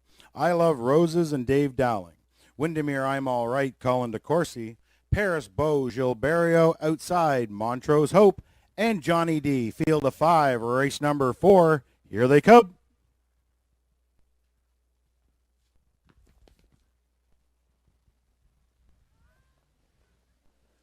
There they go, off and pacing. Paris Beau tries to fire from the outside, in between pacers. I Love Roses from the rail, bout to get lucky. He stacks them up wide, round the first turn, bout to get lucky inside, has command of the racetrack. Paris Beau on the outside, driving on. He's looking for the front. I Love Roses right there with them in third, getting away fourth. Windermere, I'm All Right. At the back, Montrose Hope. He can see them all as they're en route to the opening quarter. Everybody found a seat, and they're all chasing, bout to get lucky, and the Dominator. He's the leader by the opening quarter. About to get lucky. Put the first panel up there. 29 and 3. Paris Beau was sitting behind him, but he doesn't really like that seat, so he pops the pocket right now. He wants to be the leader. Barrio puts Paris Beau right on the front. About to get lucky now. Will sit there in second. On the move, Montrose Hope now picks up third. I Love Roses gets the shuffle back to fourth, and Windermere, I'm All Right, now at the back. They come in front of the fans. Paris Beau, he's fired up now on the front end. Under tight lines to Barrio. He's halfway home, 59 seconds flat. Serious this opening panel. Paris Beau put it down. On the outside now, Montrose Hope's working hard. He's up to second. On the inside, third now, about to get lucky. On moving out second over fourth, I Love Roses, and still at the back, Windermere, I'm All Right. Down the backside they go. Paris Beau still looks strong. On the inside, about to get lucky's battling with first, second on the outside. That's Montrose Hope. Following them, second over, that's I Love Roses, and Windermere, I'm All Right, still at the back. 3/4 is on the board, 1:29 flat, 30 seconds in the third. It's still Paris Beau. Looks over his shoulder, though. Here comes Montrose Hope. He's right up to the leader's wheel, top of the stretch. Paris Beau turns them on home. Montrose Hope on the outside's taking it to him. These two battle through the stretch. Paris Beau, Montrose Hope, blow to blow. Up the rail comes Bout to Get Lucky. Here at the line, Paris Beau found the wire. It's close for second. Might have been Bout to Get Lucky over Montrose Hope. Time for the mile. 1:59 flat. Paris Beau.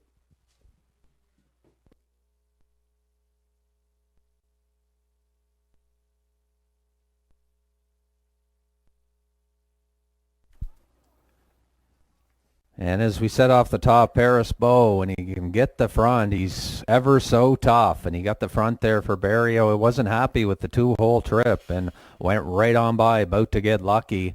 But good finish there. He held on to win, Paris Beau. And the quarter 29 3, Barrio pulled from the two-hole and went on by, pacing the half 59 seconds. Pace the third station, 30 seconds flat. He was up there 1:29. And there you see the home stretch finish, and Paris Beau, no passing lane here at Exhibition Park, of course. So Campbell coming up the inside late. He does get some room, but ran out of racetrack here as Paris Beau and Barrio get the job done here in race number 4, and About to Get Lucky up the inside. Montrose Hope, he went a tough trip, was parked from the quarter pole on, made his patented move, and held on for third gamely. So again, we'll have Paris Beau, and it's only his second win of the season, but a well-earned victory here in race number 4. We'll have him in the winner's circle in just a moment.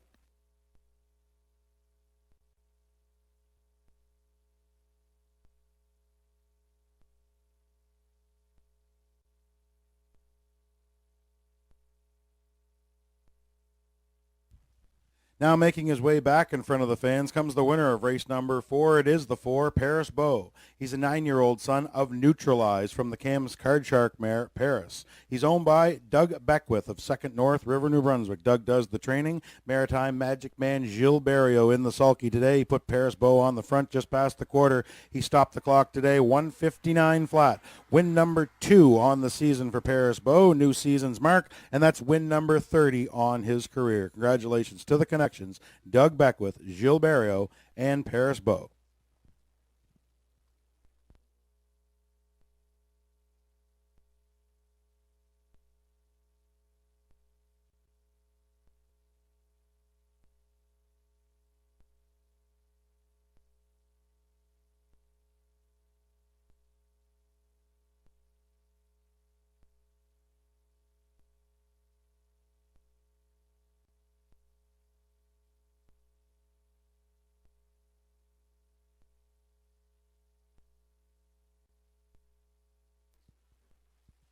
Hold all tickets here, ladies and gentlemen. There is an inquiry underway. Judges are looking at a possible pylon violation by the one Bout to Get Lucky at the 3/8. They are reviewing the pylons on the one Bout to Get Lucky at the 3/8 here in race number 4. Hold all tickets. Inquiry underway.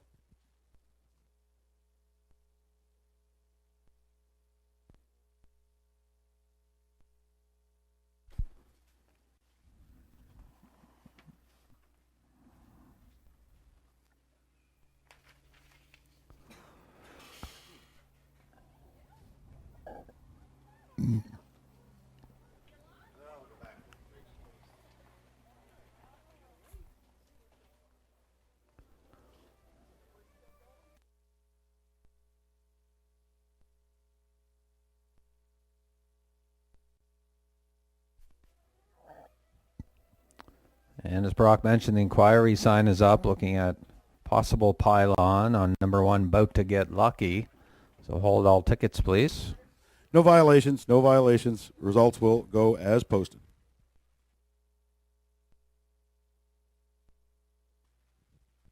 Race number 4 is headed official. Race 4 going official. The 1 Bout to Get Lucky was second. 2 I Love Roses was fourth. 3 Windermere I'm All Right fifth. 4 Paris Beau, your race winner, and the 5 Montrose Hope was third. Top down your program should read 2, 4, 5, 1, 3 on the bottom. Fractions were up 29 and 3, half 59 flat. 3/4 129 even. Mile time for your winner, number 4, Paris Beau, 159 flat. He returned $9.30 to win, 210 to place. The 1 Bout to Get Lucky, 210 to place. $2 exactor, 4-1 the winning combination, $7.70. $2 triactor, 415 the winner here in race number 4. That's $22.80 for your triactor. And a $1 daily double, $1 daily double, 3 and 4 the winning combination. The $1 double returns you $9.80.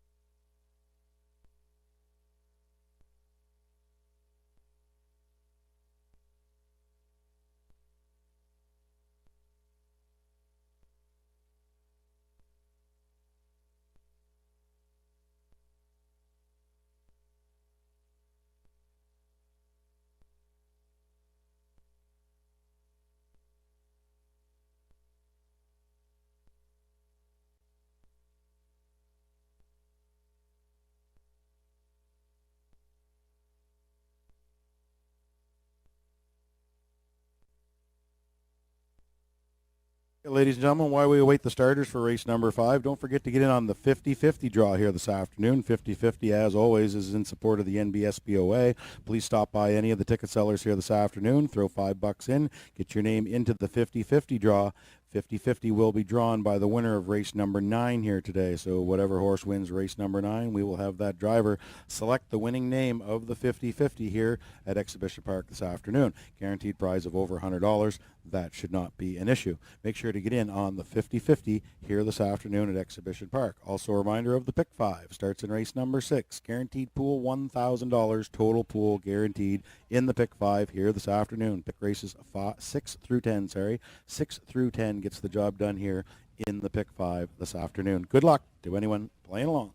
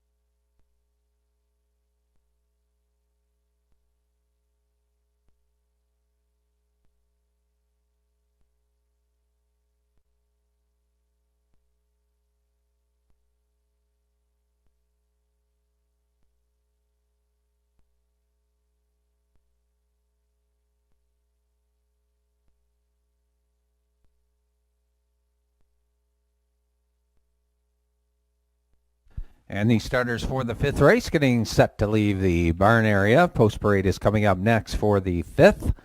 And we offer up daily double wagering for the 5th and 6th.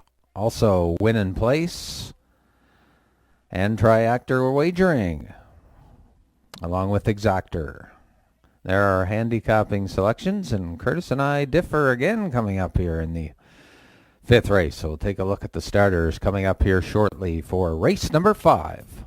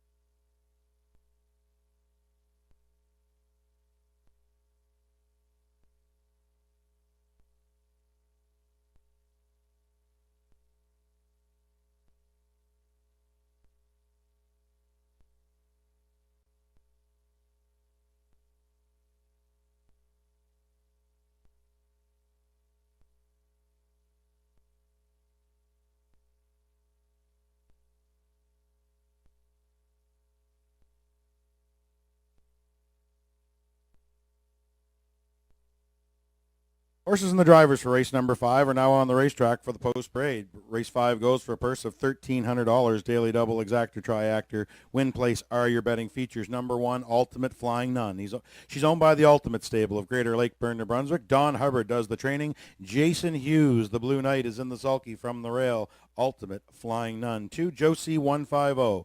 Owned by Sam Hodgins of Bloomfield, Kings County, New Brunswick. Homebred of his. Sam does the training. He will do the driving from post 2. Joe C. 150. Number 3, J.J. Brienne. Owned by John Davidson Jr. of St. John, New Brunswick. John Davidson Sr. is the trainer. He will do the driving from post 3. J.J. Brienne. 4, Thank You All My Fans. Owned by Kate McNeil of St. John, New Brunswick.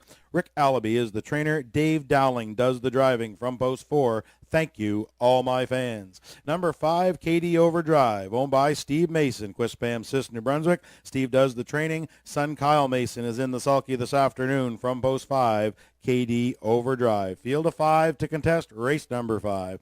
Going for a purse of $1,300. Daily double, exactor, triactor. Win place are your betting features. Don't be left out on race number 5. Don't forget to get your 50-50 tickets while you're up there, folks. The draw will be after race number 9 here this afternoon. Please support the NBSBOA with the 50-50 draw here this afternoon.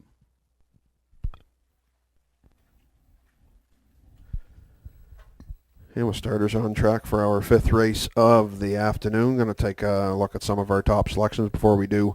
Shout out to everybody online here watching today. Big crowd online, Scotty. Only rivaled by the crowd. 300. Only rivaled by the crowd we have here on hand. Huge crowd here. Huge crowd here today. I was just out looking. Yeah. And all kinds of people. So thank you all of you for joining us here today. This afternoon and all the big races yet to come. So here on race number 5, we're going to take a look at our top selections, and I went to KD Overdrive on top of my selections here. I know you and I differ again on our picks there, Scotty. We nailed that last triactor right on the money. Actually we did. The only problem, neither one of us bought it, which was the problem. I guess I don't listen to my own advice. But anyway, I went to KD Overdrive here, the crafty veteran coming in, racing well. 10 times out of 18, top 3. Most recently was a rallying second last week, beat by Instant Shadow, but raced really well. 59 flat was his charted mile, 29 and 2 on the end. Kyle Mason gets the call here this afternoon from Father Stephen, who owns and trains the 8-year-old son of Cam Mystic. And he does have post 5, but like I say, this horse is as versatile as they come. He can race any way you need him to, and I think he garners the support at 3 to 5 from the fans. Yeah, he flew home there his last start, Curtis. Last quarter, 29 and 2, and was coming late in the mile. And that's the only knock really against this horse in this race is the post. But like you say, very versatile. And if he could ever get the front in here, I think she'd be game over. But we'll see how Kyle does with him from post 5. I went for a little bit of a long shot play here, and right now longest shot on the board with number 2, Joe C150, and this horse 3 starts back, a winner in 2:01 and 4, and just looking for a bit of a long shot play here. 7 of 12 in the top 3, $3,100 earned, and you're getting a lot of value if you like this one as well. 14 to 1 right now on Josie 150. And I think we're pretty much on board here, Curtis, I think, for our third selection here in the fifth. Yeah, I went to J.J. Brienne, of course, and how could you not throw her in to be a piece of it? And like I said, last time out, she was she made her customary assault on the front end as she normally does. Hung around for a solid second place finish in 1:58.2. Start before that in Summerside, raced well, set the fractions again. 1:57.4 was her charted mile. Johnny D's in the bike, of course, for John Davidson Jr. and she leads post 3 out of 5 horses. So I think. Not a big secret as to where she's going, I think, Scotty. No, I think she's going to cut this race like she does normally. She's got post 3 and not a bad win ticket right now. You're getting about a $6 win ticket on J.J. Brienne, but like you said, Curtis, I think she's going to cut this race, and it's just a matter if she gets some early pressure, if Katie Overdrive or someone like that comes calling, then it's definitely be a harder trip for her. But if she gets left alone on the front any time at all, she's going to be tough to beat. So it's kind of a wide open race. Just depends on the fractions and how they go along here in race number 5. But some good odds there on the tote board right now, and the bettor's choice right now at 3-5 still KD Overdrive. Yes, very competitive field of 5 indeed to contest the 5th race. And we have 2 minutes to go, 2-minute warnings in effect, 2 minutes to win, 2 minutes to get in. On screen right now is Thank You All My Fans, which I ended up throwing in as my third selection here this afternoon. Comes in, of course, from Team McNeil, and Ricky Allaby trains for the 6-year-old son of Baron Biltmore. Dave Dowling, superstar as Brock calls him, has got the hot hand this afternoon with a couple of wins. And this horse, he raced well last week, finished 4th, 59-4. He had been out of action for a couple weeks prior to that. He's back on the weekly schedule here now, and I think he's one that, Dowling gets him off on the right foot. I don't know, maybe be able to trip out behind J.J. Brienne, but I don't think you can leave this fella out at all, and public likes him right now. Co-second choice at 9-5, Scotty. Yeah, and right beside him there, how about Ultimate Flying Nun off the inside post, 8-1 currently, and Jason Hughes with a live catch drive on the inside. Last time he drove her, made a break, but if she rebounds and gets off the gate well here, she's at pretty good odds here too. At 8-1 is a symbol on the backstretch. Last chance to wager here now on race number 5. Daily Double, Exactor, Triactor, Win and Place are your betting features. As Scott mentioned, starters are assembling now. Field of 5 to contest the event. Gates in position, wings open, wheels are rolling. Next voice you'll hear is that of track announcer Brock McCachran with the race call. Race number 5.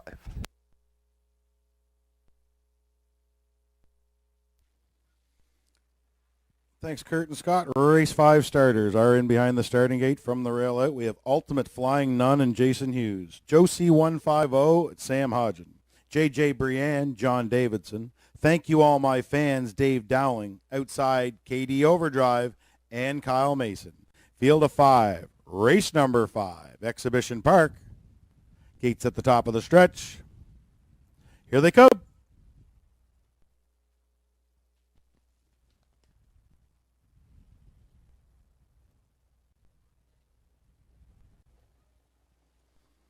There you go. Great start. Thank You All My Fans. Follows the gate out of there to his or inside. J.J. Brienne onto the turn. Thank You All My Fans. Outside now has command of the racetrack. J.J. Brienne left hard has second. KD Overdrive looking to wedge his way in third.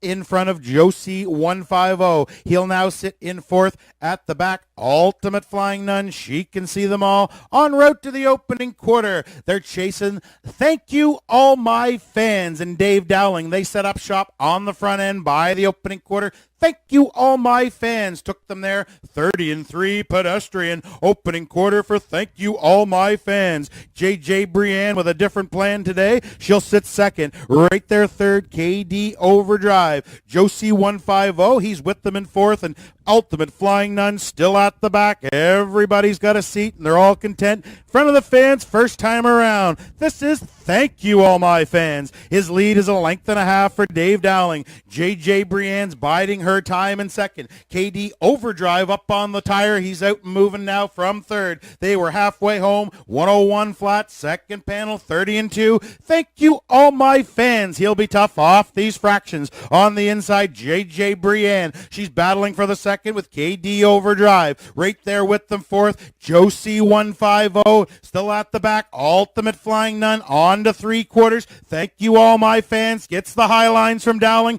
JJ Brienne on the inside. Regains second. KD Overdrive's working hard on the outside third. Josie 150 still at the cones. By three quarters. 131 and 1. It's still thank you, all my fans. JJ Brienne's got him in her sights though. Josie 150. He's not far off in third. Top of the stretch. These ones will settle. Thank you, all my fans. Takes them down the lane. JJ Brienne emerges from the pocket. These two battle to the line. Here comes Josie 150 on the scene at the line. Thank you, all my fans. Found the line in time. Great fight from JJ Brienne. Closing third was Josie 150. Time for the mile. 2 minutes, 1/5. Thank you, all my fans. And thank you, all my fans. Look to hold on there in race number 5 here with David Dowling. Going to pick up his third victory of the afternoon. Red hot here. And thank you, all my fans. Taking the early lead, 30 and 3, 101. Three quarters, 131 and 1. And really got left alone until just past the half. And there you see him in the home stretch in the Universum slow-mo replay in the home stretch. JJ Brienne set that 2-hole trip. But thank you, all my fans. David Dowling, JJ Brienne. How about Josie 150? He flew home on the outside, but just ran out of racetrack there late. But thank you, all my fans. Look to hold on the inside. JJ Brienne and Josie 150. There were three of them right across the track at the wire. But thank you, all my fans. Over JJ Brienne, it looks like, and Josie 150, your top three. We'll have David Dowling back in the winner's circle, and Team McNeil make the winner's circle once again here this afternoon. And thank you, all my fans. Kate McNeil, trained by Rick Allaby. David Dowling in the driver's seat, his third win. And Kate McNeil having herself a day here, and she's got thank you, all my fans, to bring back in the winner's circle here in just a moment.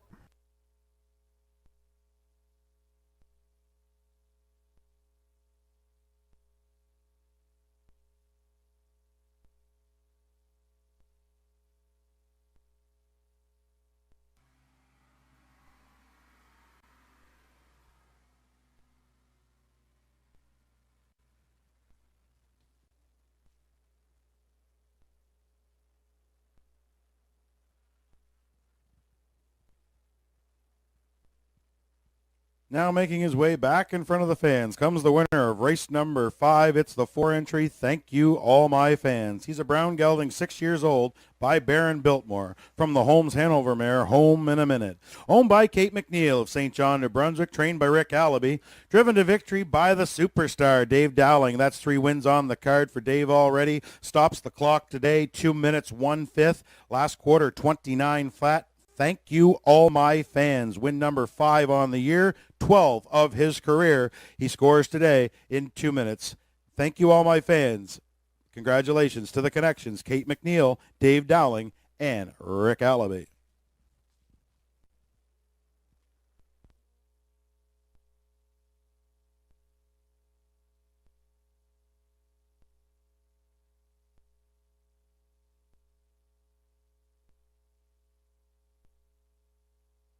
Number 5 is headed official. Race 5 is going official. The 1, Ultimate Flying Nun, was 4th. 2, Josie 150 was 3rd. 3, JJ Brienne second. 4, Thank You All My Fans, your winner. And the 5, KD Overdrive, was 5th. Top down your program should read 4, 3, 2, 1, 5 on the bottom. Fractions were up, quarter 30 and 3, half 101 flat. 3 quarters 131 and 1. Mile time for your winner, number 4, Thank You All My Fans. 2 minutes and 1/5. He returned $6.20 to win and $21.50 to place. The 3-horse JJ Brienne, $8.70 to place. $2 exactor, 4-3, the winning combination, $44.10.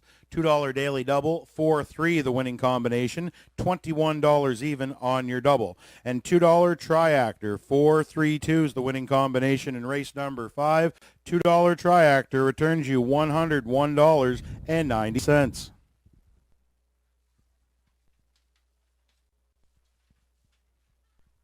Next up, folks, race number 6, a division of the Atlantic Aged Pacing Mares. Cooler presentation to the winner on behalf of Horse Racing New Brunswick. 5 quality mares coming up here in race number 6, and it is the start of the Pick 5 here today. Simply pick the winners of races 6 through 10 here this afternoon, and you'll get your share of the $1,000 guaranteed pool. We have a carryover of almost $300. We are guaranteeing the total pool here this afternoon at $1,000. So make sure to get in on the Pick 5, and it starts right here in race number 6.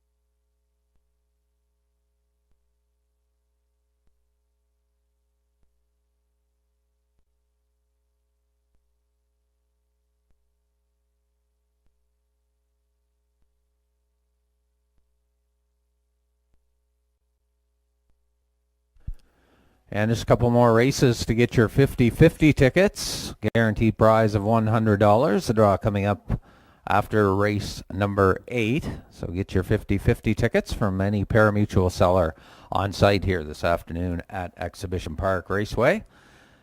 And as Brock mentioned, up next, race 7, it's the Filly Division in the Don Bremner Memorial Stake. $10,300 in purse money to be awarded. Field of 6, and reverse the drivers on horses 1 and 2. Paul Angel will drive Havarti from post 1, and Adam Murner will drive 2 Woodmere Vanish from post 2. That's in the upcoming 7th race. Your wagering options for the 7th: Daily Double, along with Exactor, Win and Place. Also Triactor betting.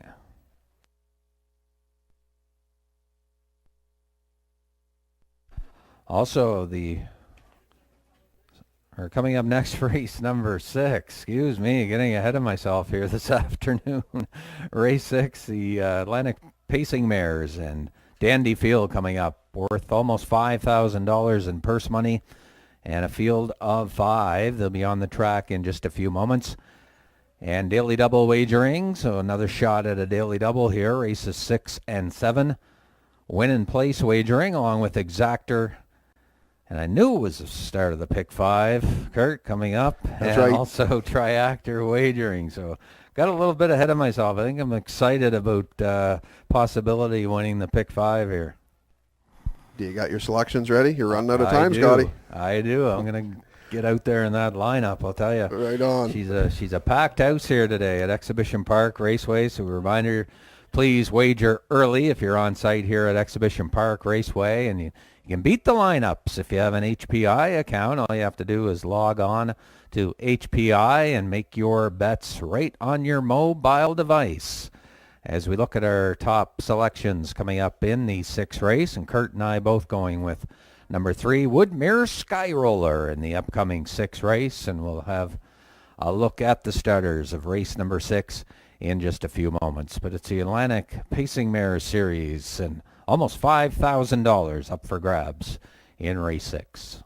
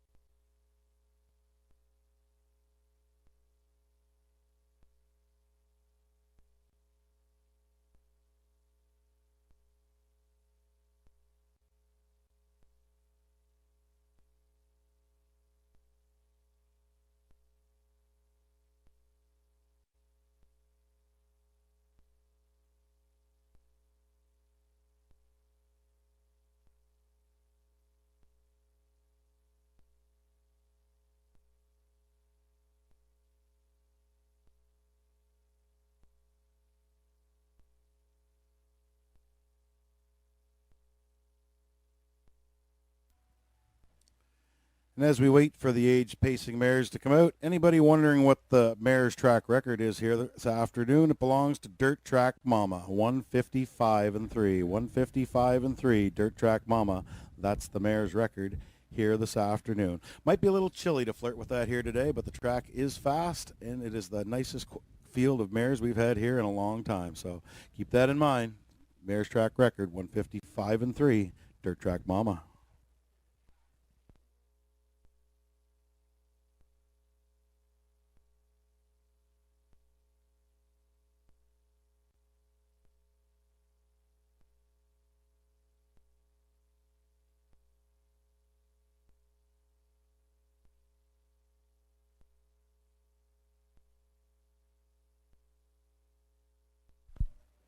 I wanted to take a moment as well to congratulate Dale Spence. Dale Spence, of course, winning on the big circuit this past week at Mohawk. So congratulations to Dale, of course, getting his start right here at Exhibition Park Raceway and doing a great job, doing some catch driving, and he's got a couple horses of his own on the Ontario racing circuit.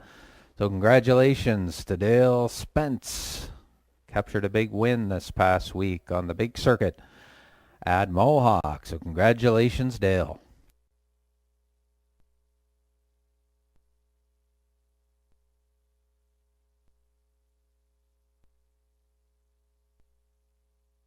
I should mention as well the trainer on that pacer that Dale won with this past week, another Maritime native, Ben Hollingsworth, the trainer of record on the horse that Dale drove to victory at Mohawk. So nice to see a couple Maritime natives teaming up for their first win on the big circuit as we get ready to welcome the starters of race number 6 to the racetrack. And again, the age pacing mares, almost $5,000 in purse money. That's coming up next, post parade in just a moment.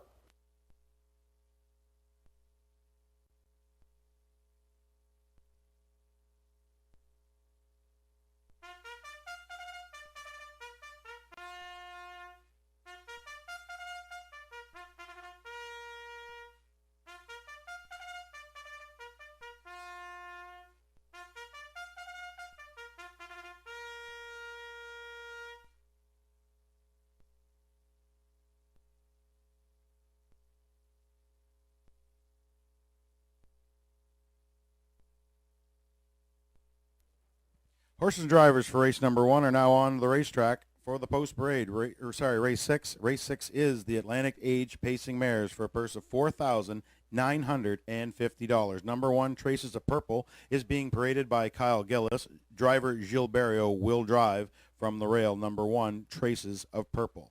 She's owned by Robert Phillips and trained by Robert Phillips. Number 2, Philly 47, owned by Daryl McLean, Corey Carver, Caitlin Smallwood, and Alan McDonald. Daryl McLean does the training. Jason Hughes will do the driving from post 2, Philly 47. Number 3, Woodmere Sky Roller, owned by Reg McPherson of Stratford, Prince Edward Island. Kevin McLean does the training. Corey McPherson will drive from post 3, Woodmere Sky Roller.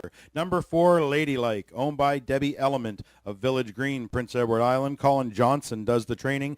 Dave Dowling, the hot hands today, will do the driving from post 4, Ladylike. Rounding out the field from post 5, that's Arc Light, owned by the Crossroads Racing Stable of Stratford, Prince Edward Island. Mark Campbell does the training and the driving from post 5, Arc Light. 5 mares to contest the Atlantic Age Pacing Mares Series, going for a purse of $4,950. Cooler presentation to the winner from Horse Racing New Brunswick. It's the start of the Pick 5, and don't forget to grab your 50-50 tickets. We're drawing those after race number 9. Get in on the action. Lots of it here at Exhibition Park.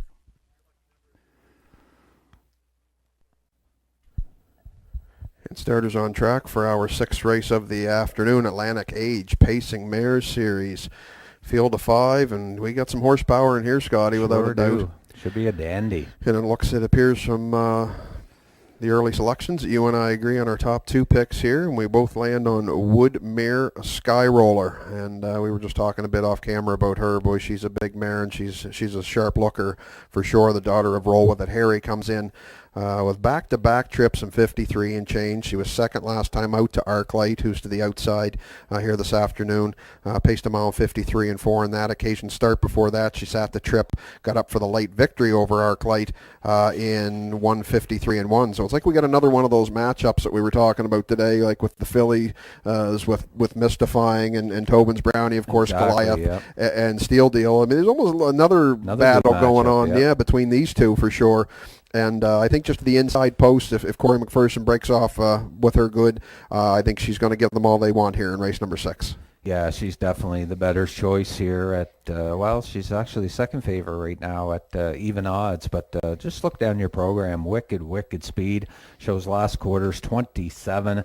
So she either takes the lead or she sits close. She's got such a strong finish. And Corey McPherson gets the best out of this 4-year-old daughter of Roll With It Harry. Reg McPherson owns, and he's owned some good ones over the years. And same as trainer Kevin McLean, sends out a lot of winners from his stable. And this mare is as consistent as they come. And right now still at even odds here, Kurt. And we agree as well with number 5, Arc Light, for second. Yeah, absolutely. She's Public's choice right now at 1-4. And as mentioned, the last 2 starts, Woodmere Sky Roller, same with Arc Light. She's got a 1-2 finish as well. She got the better of Woodmere Sky Roller most recently, 153 and 3 in Charlottetown. And I'll tell you, this mare, she's not as big size-wise as Woodmere Sky Roller, but she's got just as big a heart for sure as the daughter of Comistic. And she's got the outside, but it doesn't matter. Campbell, this is a versatile mare. He can roll her to the front. He can move her late. She can do it all from any position. And there's no question you got to like her. She looks good on screen now here, and the public likes her. 1-4 favorite. Yeah, Mark Campbell, as we mentioned off the pre-show too, Curtis always has a strong barn of pacing mares, and he's got Dreams Fair Zenfire as well that he raced Thursday night at Charlottetown, returned a winner. But Arc Light, she's just been amazing this season, right down your program, and 12 or 11, I guess, out of 15 in the top 3, a mile and 53 and 3 over Charlottetown, and does have the outside post, but like you say, she can come from off the pace, she can leave, so we'll see what Mark decides to do with her here. I think there's quite a bit of early speed on the inside, so we might come early with her and take a shot with her, but definitely it's going to be a good race here, just the way it shakes out. But Arc Light currently the 1-4 choice here in race 6. Last minute to wager here. Starters are moving in. Last chance to get in on the pick 5 here this afternoon. Pool's looking good right now, ladies and gentlemen, so get in on that action. Philly 47 you see on screen right now for Jason Hughes. She leaves one of the long shots, but still 16-1 good value if you're looking for anybody other than the 2 favorites. In position now for the Atlantic. Age pacing mares behind the gate. We'll send it up to Brock with the race call. Thanks, Kurt. Finest field of mares in a long time here at Exhibition Park. From the rail out, we have Traces of Purple, Gilles Barrio. Filly 47, Jason Hughes. Woodmere Sky Roller with Corey McPherson. Ladylike, Dave Dowling. Outside, Arc Light, Mark Campbell. 5 mares. It's the Atlantic Pacing Mares Series at Exhibition Park. Here they come. There they go, off and pacing center of the gate. Woodmere Sky Roller in between pacers. Filly 47. Traces of Purple. She stacks them up wide round the first turn. Traces of Purple on the inside has the lead. Filly 47 outside. She's looking now maybe to take that seat. Woodmere Sky Roller negotiated the turn, now will sit third. Ladylike has a seat in fourth, and Arc Light is at the back, en route to the opening quarter. This is Filly 47 and Jason Hughes. They had the 2-hole, but she's got 269,000 reasons to be the leader, and Hughes puts her on front by the opening quarter. That's Filly 47, 29 seconds flat. Traces of Purple stung her ways, now will sit second. Woodmere Sky Roller, she eyes the outside from third. Ladylike is right on her back and fourth, and Arc Light still at the back, things start to get a little tight as they come in front of the fans. First time around, they're chasing Philly 47. She's halfway home for Jason Hughes. Right there second, that's Traces of Purple. Working hard on the outside. Woodmare Sky Roller now takes over second. The mares were home 58-1 by the half. Serious Panel on the outside. Woodmare Sky Roller rushing a brush. She now takes over. New leader at the 5/8. Woodmare Sky Roller to the backside. Philly 47 second. Lady Like now third, looking to take over second. Following her comes Arc Light, and she's now 3 wide. The battle's on to 3/4. It's Woodmare Sky Roller in between pacers. That is Lady Like, 3 wide. Arc Light 3/4 came and went 128 and flat. It's still Woodmere Sky Roller. Lady Like not going away. 3 wide. Here comes Arc Light. Top of the stretch. Woodmere Sky Roller takes them on home. Far outside. Here comes Arc Light. Center of the track is Lady Like. What a battle through the stretch. Far outside. The light shines bright. It's Arc Light at the wire. Second went to Lady Like. Looked like Woodmere Sky Roller for third. Time for the mile. 156-1. Arc Light. Yeah, what a patient steer by driver Mark Campbell with Arc Light set at the back of the pack. Watch the action develop up front like he does so many times. Swoop them around the top turn through the home stretch, and she's got a great finishing kick, and she got up in the stretch to win it. And the early fractions, of course, set by Philly 47. Jason Hughes got the lead. Cutout fractions 29, 58, and 128. And then they came coming. Woodmere Sky Roller took the lead onto the 3/4 pole and thought she might have held on there, but got a little leg weary through the home stretch, as you can see from the Universum home stretch angle down the home stretch. And there you see the play by Arc Light on the outside, Mark Campbell. And what can you say about this mare? 7th win of the season. And she can do it all. She can leave. She can come from off the pace. And Campbell chose to come from off the pace today. And it was a winning formula here in race number 6. And there you see it on the outside. And what a trip as well by Lady Like. First up challenger. And she was right there as well. And Woodmere Sky Roller hung on for the third. But again, a good mile, 56-1 over the track here this afternoon. And we'll see the winner back shortly. It's a maritime bred Camistic daughter. It's Arc Light, owned by the Crossroads Racing Stable of Stratford. Mark Campbell, both trains and drives. We'll have her back here in just a moment. Now making her way back in front of the fans comes the winner of race number 6, the Atlantic Age Pacing Mares Series. It's number 5, Arc Light. She's a 5-year-old mare by Camistic from the Ponderosa mare, Red Star Ashley. She's owned by the Crossroads Racing Stable of Stratford, Prince Edward Island. She's trained and driven by the Island Dominator. That's Mark Campbell. Sat last the whole way with Arc Light, last of fire, first at the wire. Arc Light stopped the clock today, 156-1. Congratulations to the Connections, Crossroads Racing Stable, Mark Campbell, and Arc Light.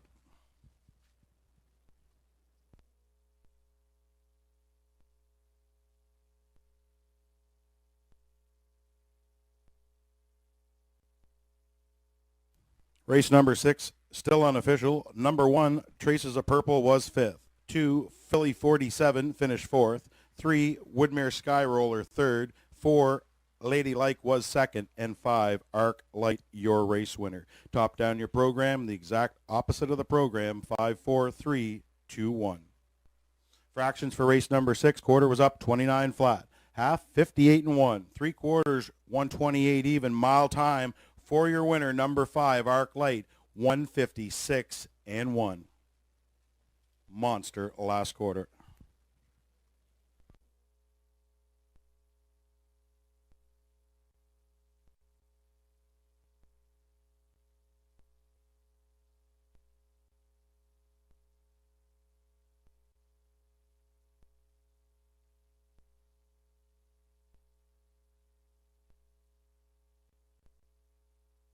$3 to win, $2.10 to place. The 4, Ladylike, $3.10 to place. $2 exactor, 5-4, the winning combination, $22.10, $22.10 for your exactor. $1 daily double, 4-5, the winning combination. Your daily double returns $14.70. And $2 triactor, 5-4-3. 5-4-3, the winning triactor, looks like $36.60. Race 6 did kick off the Pick 5 pool, folks. Favorite got the job done. Hope you're all still alive. $1,100 in new money into the Pick 5 pool here this afternoon. So good luck to all of you moving on after leg number 1.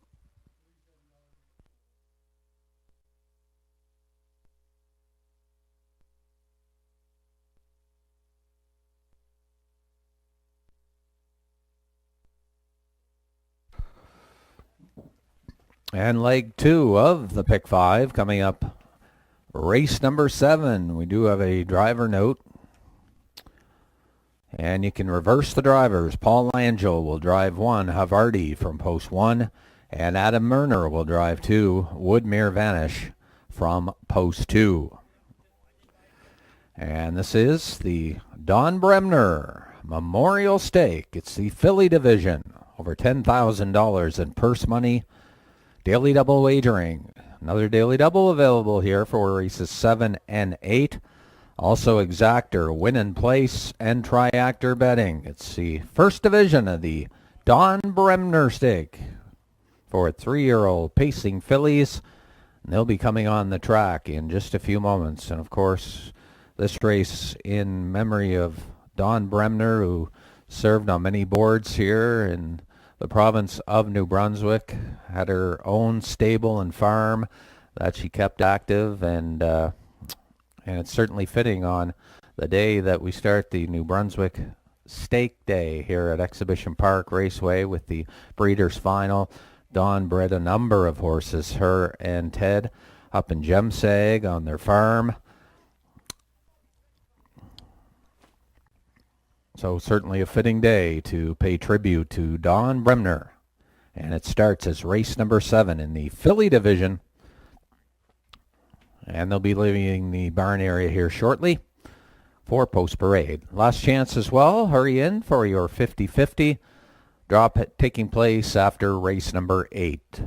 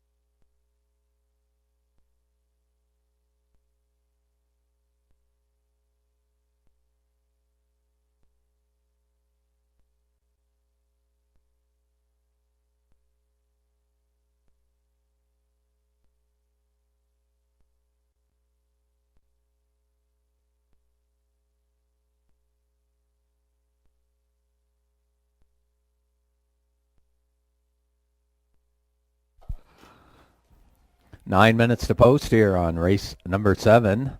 And there's a look at the selections coming up for the next race. And we're all aboard the 3-5-6 in the next race. That's Mystifying, Tobin's Brownie, and Plain Jane. Both myself and Curtis, and also race secretary Gerard Smith going with a 3-5-6 as well in the upcoming 7th race. Starters will be on the track in just a few minutes here for post-parade of race number 7.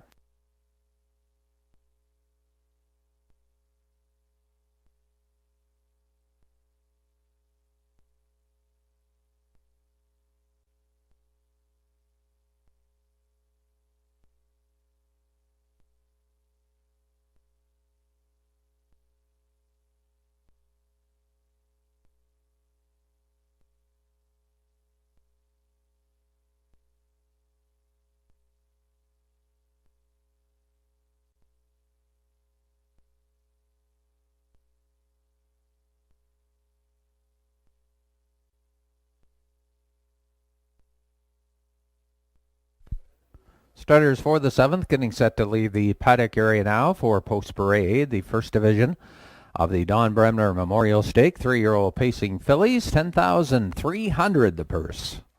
Field of 6, Daily Double, Exactor, Win in Place, along with Triactor Wagering, second leg of your pick 5. So hope you're still alive here after the first leg rather, with Arc Light. And this coming up the second leg of the pick 5. Post parade will be coming up next for the first division of the Bremner Stake, 3-year-old fillies.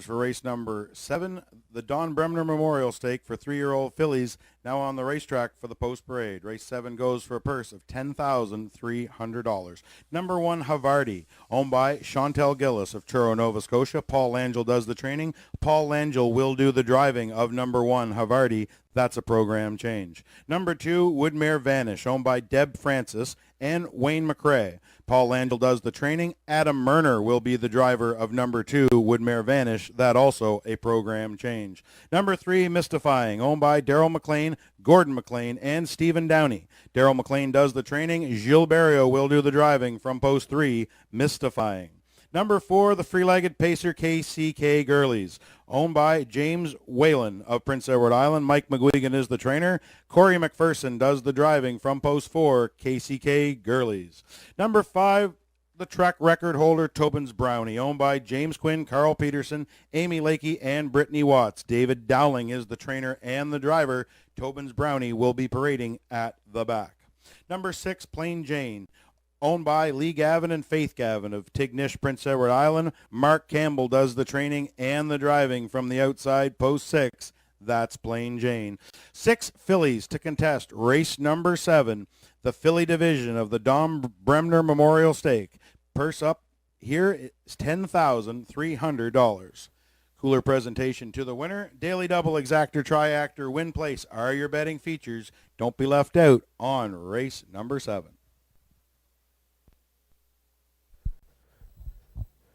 And with starters on track for our 7th race, first division of the Don Bremner Memorial Stake, 3-year-old fillies. Big fight feel here, Scotty. It's going to be a big knock 'em down, drag 'em out affair here.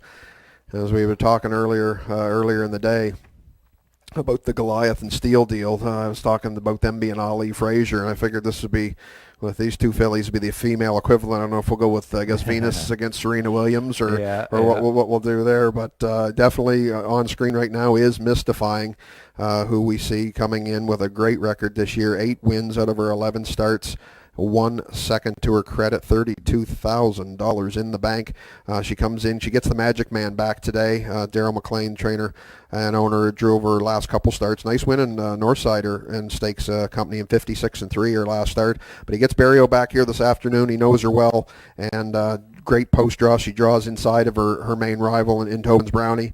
And I'll tell you, she's definitely some horsepower here, isn't she, Scotty? Yeah, these two horses certainly stand out. Mystifying, as you see on your monitors right now, at 2-5. And Barrio, like you say, he's driven her down your program there and has done well with this filly. She's got one strong brush, and if Tobin's Brownie gets a front here and Mystifying sits on her back, it's going to be a great duel, I think, to the finish. So, but Mystifying gets a slight advantage. Daryl McLean, Gordon McLean, and Steve Downey and New Brunswick Connection own part of this 3-year-old filly, and over $32,000 in the bank, Curtis. So having a fantastic year. Mystifying from post 3, and Barrio at 1-4, and we've both gone to number 5, Tobin's Brownie, for the deuce. Absolutely. She is our current track record holder. Set the track record last week in 157 flat. Good chance she gets the job done today. She's going to break her own record. Of course, she comes in winning 3 in a row. As we mentioned in the pre-show, Scotty, about that big trip in Charlottetown during Old Home Week, 153-4 for a record there. This filly's just setting records wherever she goes, and she is on screen now. I think Brock said last week about putting frosting on the brownie or something when she won it this week. I don't know. I was talking to him last night. This is going to be sprinkles or peanuts or what, whether on top of this one. But I'll tell you, the superstars in the bike. He trains the 3-year-old daughter of Stonebridge Terror. She is firing on all cylinders. 6 out of 7 top 2 this year as well, north of $30,000 in the bank. I don't think post 5 is going to bother that much. As you see, she's left from post 6 her last 2 and got there no problem. So she's going to give them all they want, and it's like I said, it could be set up for a heavyweight battle for sure between her and Mystifying. Yeah, almost 70,000 in the bank between these two just this season. And there you see Tobin's Brownie and Bob McNeil leading her there, just making an adjustment there as we get set here, race number 7. But again, Tobin's Brownie from post position 5, our 3-year-old filly track record holder. And she's owned by James Quinn, Carl Peterson, along with Amy Lake, Brittany Watts, David Dowling, as you mentioned. Kurt does a great job on training this filly and has had her right on her game in her last few outings. And she just had that one bad start here at Exhibition Park. Wouldn't even call it bad. She finished 4th, but that was during that track record performance, so you can't hold that against her. Give her a pass for that one, Scott. Oh, yeah, I'm going to give her a pass there, and especially her form of late. She's been fantastic. So definitely the 2 top ones, Kurt, and I think we also agree with the third one here with Plain Jane to the outside. Yeah, absolutely. I threw her in to be a piece of the ticket. She comes in fine form as well for trainer-driver Mark Campbell. She was second right here last week in the Maritimer to Tobin's Brownie in a dead heat, paced a mile 58 and 2. She's going to have to navigate the trip from the outside. But like I mentioned in the prelim picks, she did show some versatility. She raced out of the 8-hole 2 starts back in Charlottetown and was an off-the-pace second, closing in 156 and 3. So she's not a one-trick pony. She can race any way needs to too. And the daughter of Shadow Play, Mark's got her firing on all cylinders, just shy of $20,000 in the bank for her this season. 7-2 currently is your odds. No surprise though, 2 favorites, Mystifying 2-5, Tobin's Brownie 2-1. Last chance to get in here on race number 7. They're going to the gate shortly. And also the Paul Langell trainees getting some value on the tote board. 7-1 on Havarti and Woodmere Vanish from post 2. Currently it's 17-1 if you're looking for a long shot. It's Don Bremner Memorial Stake time. 3-year-old filly division, gates in position, wings open, wheels a rolling. We'll send it upstairs once again to Brock with the race call. Thanks, Kurt. Race 7 starters are in behind the starting gate from the rail out. We have Havarti with Paul Langell, Woodmere Vanish, Adam Murner, Mystifying, Gilles Barrio, KCK Gurley's Corey McPherson, Tobin's Brownie with Dave Dowling outside. That's Plain Jane and Mark Campbell. It's stake time. The Don Bremner Memorial Stake. 3-year-old pacing fillies. 10,300's on the line. Here they come.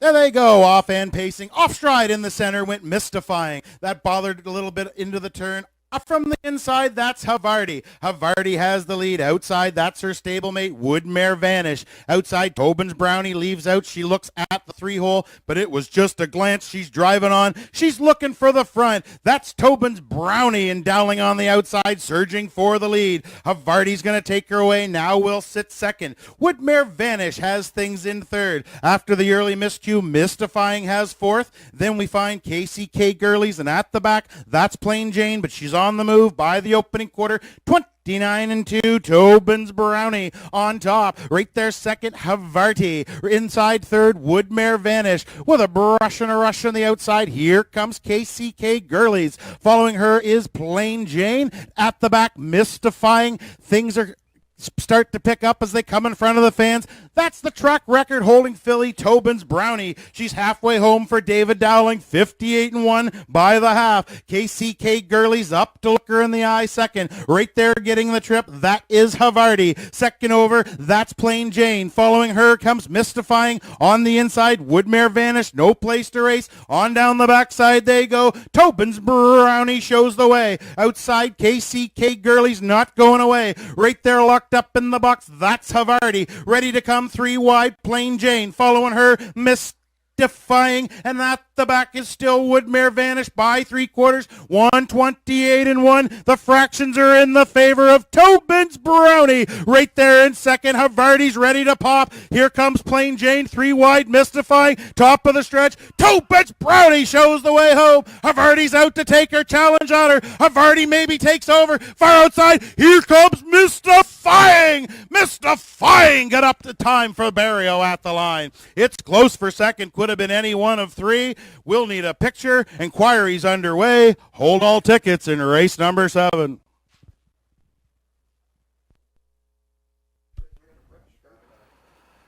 And we had mentioned off the top, this filly has a brush, and she used it at the right time. Unfortunately, made that break, and that's the reason for the inquiry. So the judge is looking into that. But if she stands a winner, boys, what a trip she went here this afternoon. Coming from fourth at the head of the stretch. We'll watch the replay here off the turn, and Tobin's Brownie still in command. And on the outside, and way outside, look at flying, Mystifying. But Tobin's Brownie on the inside, she was the pace setter. But Barrio with that finishing kick, and Mystifying, if she holds up here, the winner of race number 7 in the filly division of the Bremner. And what a recovery it would be as well, making that break just as the gate was leaving. And the judge is looking into that. But there you see in the replay, Mystifying on the outside, Tobin's Brownie on the inside. And it was tight there for third right at the wire. But again, what a trip. If Mystifying holds up the winner here, it's a wild one here, winning the division of the filly stake for the Bremners.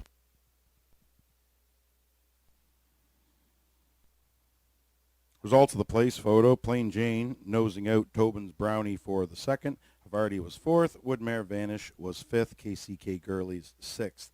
That's the unofficial order here in race number 7. Inquiry is underway. Hold all tickets here in race number 7.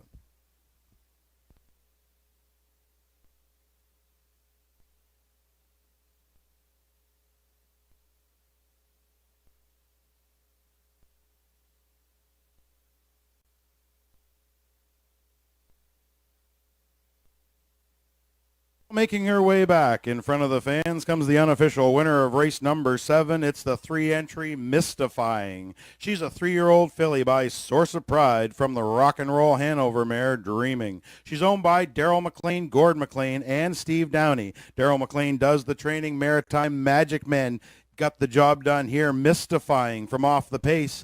She scores in the Don Bremner Memorial. She stops the clock, just missing the track record by 1/5 of a second. 157-1. 157-1 here in race number 7. Congratulations to Mystifying, Daryl McLean, Gordon McLean, Steve Downey, and Gilles Barrio.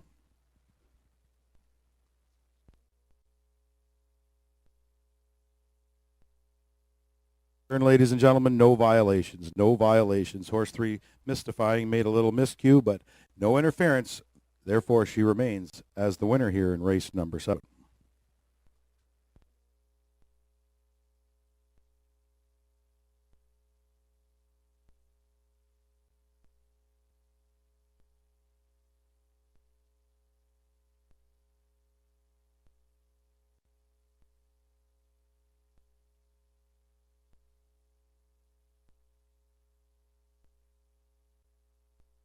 Race number 7 is headed official. Race 7 is headed official. Number 1, Havarti, was 4th. 2, Woodmare Vanish, finished 5th. 3, Mystifying, your race winner. 4, KCK Girlies, was 6th.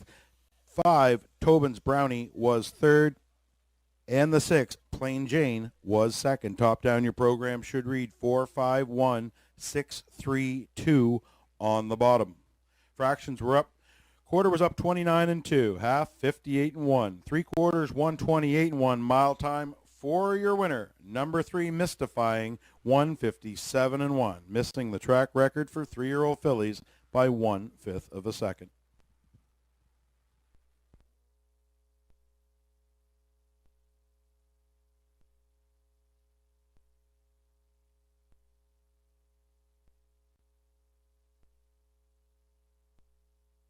Return $3.50 to win, $4.70 to place. Plain Jane, no place tickets. $2 exactor, 3-6 the winning combination, $22 even, 22 even for your exactor, $2 daily double,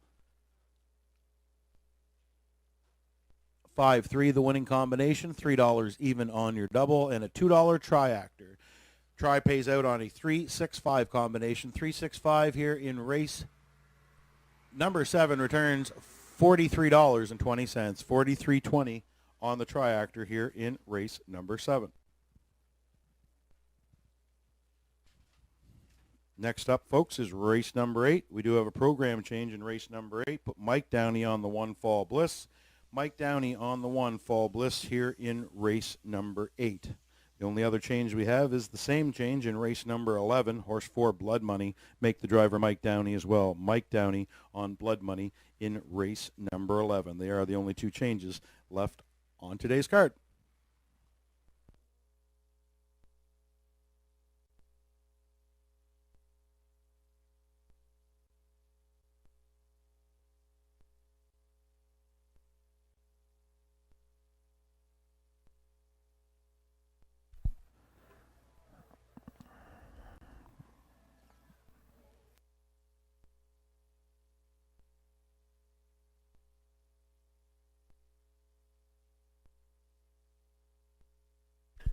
Coming up next, race 8 on your program. Race 8. Condition Pacers going for a purse of $1,400. It's another daily double if you like the doubles for races 8 and 9. Also Exactor, Win in Place, and Triactor betting on race number 8, field of 5. And note the driver change on 1 Fall Bliss. Fall Bliss will be handled by Mike Downey. Mike Downey driving number 1 Fall Bliss here in race number 8.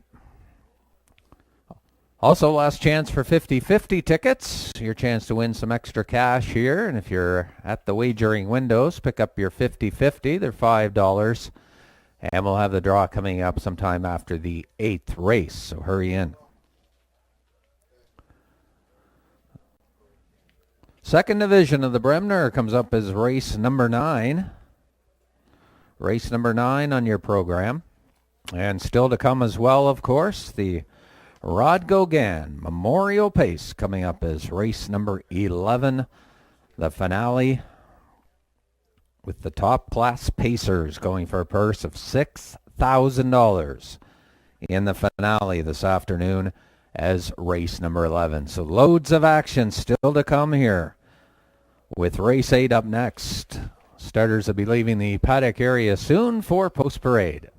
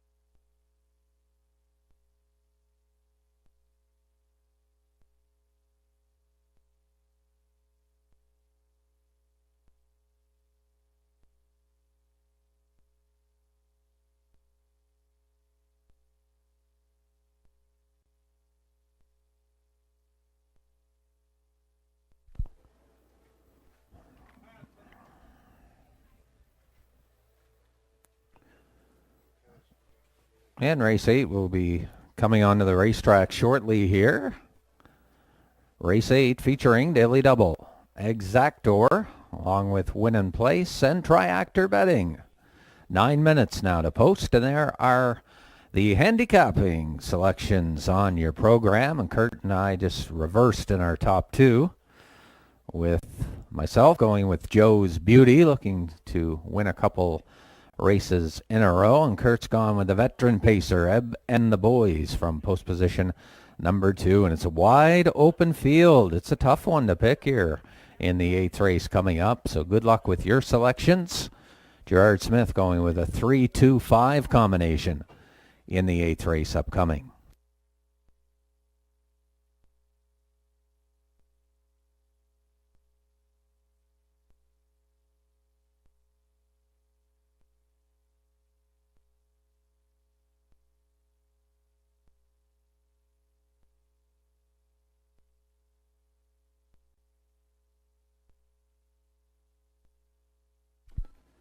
And don't forget our next live card here at Exhibition Park Raceway next Saturday afternoon, the 18th of September, with post time at 1 o'clock. Then we're back at it on the 25th of September to finish off the month. And then for October, 3 dates on the 2nd, 16th, and the 23rd. As the starters are leaving the paddock area now for post-parade of the 8th race. That'll be coming up shortly. And you're showing 7 minutes of wagering. 7 minutes, with the favorite right now is the KG veteran, both the driver and the pacer. Driver Mike Downey in the driver's seat now, the 13-year-old son of Blissful Hall. Off the inside post, he's the better's choice early on here at 4-5. Post-parade coming up next.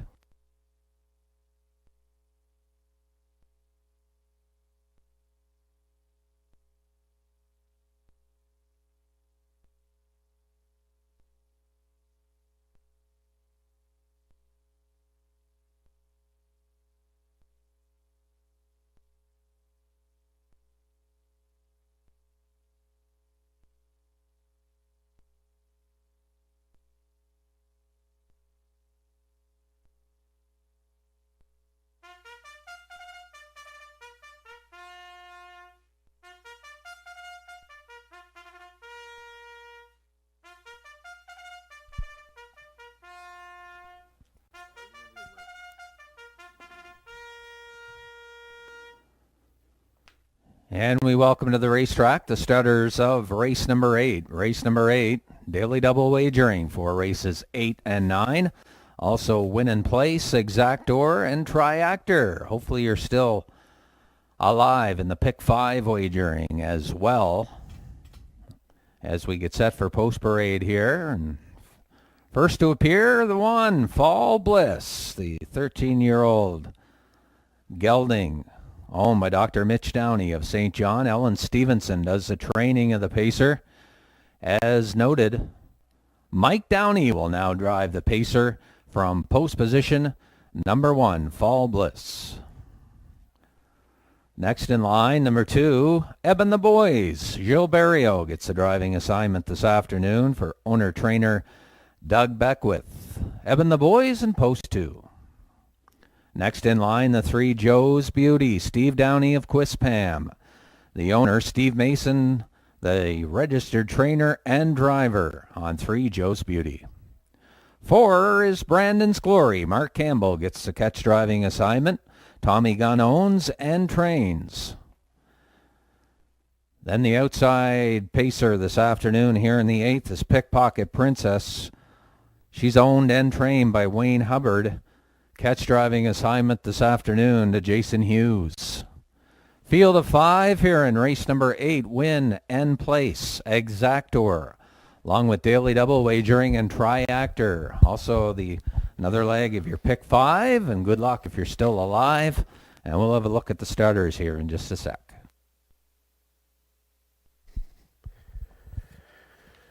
And with starters on track for our 8th race of the afternoon, field of 5 to contest this event. Very competitive field here, Scotty. Yeah, sure is. All 5 we could make an excuse for, but as you mentioned, we just got our top two selections a little flip-flopped here. I landed on the old veteran Ebb and the Boys for the Doug Beckwith stable. Doug trains and owns the 12-year-old son of Hoosier boy. Gilles Barrio gets the call here today. If you look, Gilles was aboard 3 starts back in Charlottetown, was a winner in 157-4. He's a classy old veteran. He's got a great post to work with post 2, and I think if Gilles trips him out right, he could be getting his picture taken when she's all said and done. Yeah, he's definitely going to be tough. Jill gets along with this horse so well and has got a number of wins with this pacer, especially last year. He had a number of wins here and season's best last year for him right here at Exhibition Park, 57-4, and was 13 of 25 in the top 3 and having a solid year. He's 9 of 17 in the top 3. And as you mentioned, Kurt, he gets Barrio back in the driver's seat here this afternoon from post 2. And I took a chance here with Joe's Beauty. I know you were on top of this horse last week, Kurt. At least I know your wife Ashley picked her in the handicapping contest, and she looked good. She sometimes has a little bit of issues with her braking, but Mason had her doing all the right things here last week, and I think if she behaves here this afternoon and we get some good fractions up front, she could take a slight upset here, but she's getting some respect here on the tote board currently at 6-5. But Fall Blisker taking a lot of money here right now. He's the better's choice at even odds from post 1. Yeah, absolutely. I can see a lot of people getting on him. A little bit of a class drop with Fall Bliss. He raced, last week in the Boyd Tremere Metastar Memorial race. Got caught up in a little bit of a speed duel there early, faded off late, but he's back here this week. He has rail control again. A little bit of class relief. Still a tough field of horses, but definitely not what he would have faced last week. So I can see the public getting behind him at even money. Pretty much everybody taking some money. The value play outside right now is Pickpocket Princess. We were talking about Macy with Joe's Beauty. I heard we got he's on a little bit of a watch there for a countdown for a milestone. I heard, was he a dozen so wins away from a milestone? Yeah, I understand. Just told he's about 14 wins from his milestone here, so we'll keep an eye on that. And there in your monitors right now is the longest shot on the board, getting some big odds there, 29-1 on Pickpocket Princess. And I think, Kurt, probably the post people are looking at here, but she's a versatile mare. She showed it here at Exhibition Park last year. She's got a lively driver with Jason Hughes in the bike, so it could be worth a shot. And she just took a big tumble in the wagering pool here. She's down to 3-1 here as they get set on the backstretch.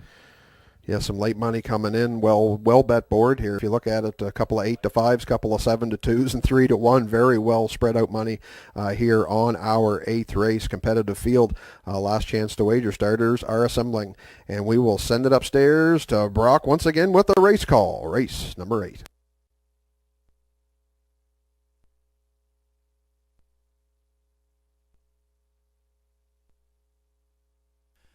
Thanks, Kurt. Great day of racing continues here at Exhibition Park. From the rail out, we have Fall Bliss and Mike Downey. Ebb and the Boys, Gilles Barrio. Joe's Beauty, Steve Mason. Brandon's Glory with Mark Campbell. Outside, that's Pickpocket Princess and Jason Hughes. Field of 5, race number 8.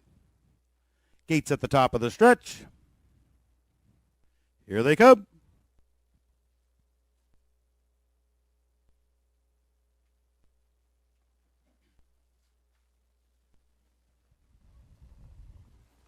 There they go, off and pacing, center of the gate. Brandon's Glory fires in between pacers, Ebb and the Boys from the inside. Fall Bliss from the inside. He's the leader around the first turn. Ebb and the Boys gets away second. On the outside, Brandon's Glory's looking for a seat. He'll now back off and take that 3-hole as the pacers come out of the first turn. That's Fall Bliss and Mike Downey. They set up shop on the front end. They're the leader en route to the opening quarters. Ebb and the Boys right there second. Brandon's Glory holds down third. Pickpocket Princess has a seat in fourth, and she's under tight lines. And Joe's Beauty, she can see them all. They're by the opening quarter, 30 2/5. Pedestrian quarter for Fall Bliss. The 13-year-old originally shows the way here for Mike Downey. Right there on the leader's back, that's Ebb and the Boys. Brandon's Glory, the first one to get some air. He's out from third and on the move as the horses come in front of the fans. First time around, the fractions are picking up now as Fall Bliss has got the whip on the tail, halfway home for Mike Downey. He's the leader, Brandon's Glory, right up to look him in the eye. Ebb and the boys right there with them third. Pickpocket Princess is fourth. They were halfway home, 59-3, 29-1 in the second panel. Fall Bliss in command of the racetrack. Ebb and the boys inside second. Brandon's Glory's been no closer than third. Out inside fourth, but a decision to make. That's Pickpocket Princess. She'll now back off and give herself a chance to come wide as they roll by three quarters. Fall Bliss still looks strong as leads now out to a length and a half. Ebb and the boys gives chase on the inside second. Three quarters is on the board. 129-1, 29-3 in the third. Fall Bliss tries to seal the deal on the turn. Ebb and the boys the closest to him in second. Pickpocket Princess right there third. Top of the stretch. Fall Bliss shows the way home for Mike Downey. He's under a drive. Ebb and the boys is out to try him. Fall Bliss digs for the line. Ebb and the boys is coming on the outside. Set up the camera. Ebb and the boys got up in time. He took down Fall Bliss at the line. It's close for third too. Might have been Pickpocket Princess over Joe's Beauty. Time for the mile. As soon as Ronnie moves his thumb, 158 flat. 158 flat, the time for the mile.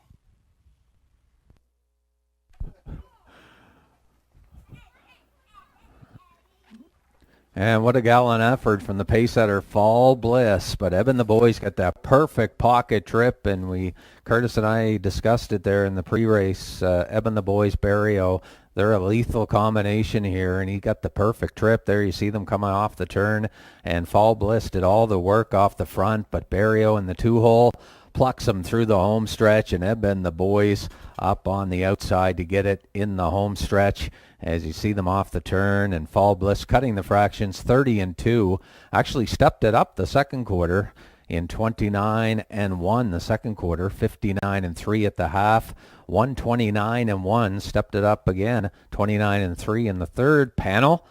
And then through the home stretch, Fall Bliss just getting a bit tired in the home stretch, and Ebb and the boys digging in. And outside Pickpocket Princess won a great trip for Jason Hughes. And Joe's Beauty was coming late on the inside. But in deep stretch, it's Ebb and the boys. You'll see them getting up here in the final stride. And Fall Bliss, Pickpocket Princess there as well for third. We'll have Ebb and the boys back in just a moment.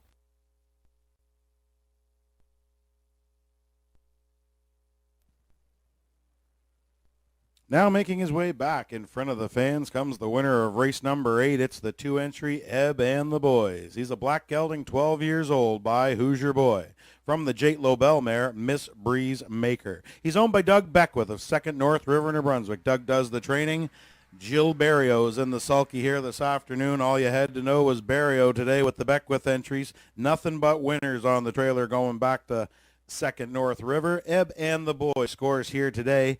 158 flat. That's win number 32 on his career and win number 4 on the season. Congratulations to the connections, Doug Beckwith, Gilles Barrio, and Ebb and the Boys.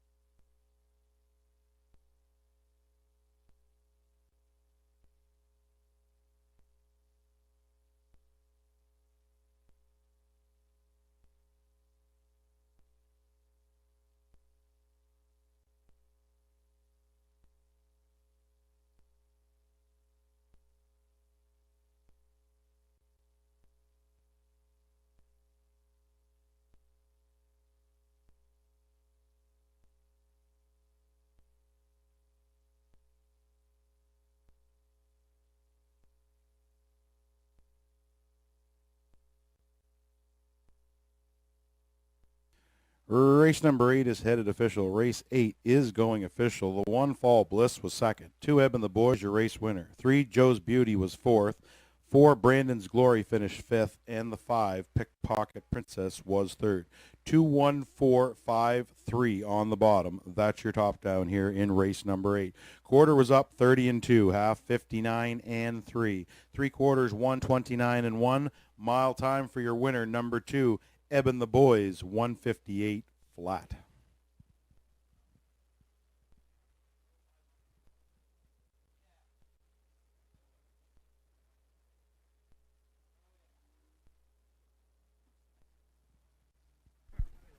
And the racing action just keeps going. Up next, race number 9, and it's the Colts to take center stage in the Don Bremner Memorial Stake, coming up over $10,000 in prize money with post time in about 11 minutes.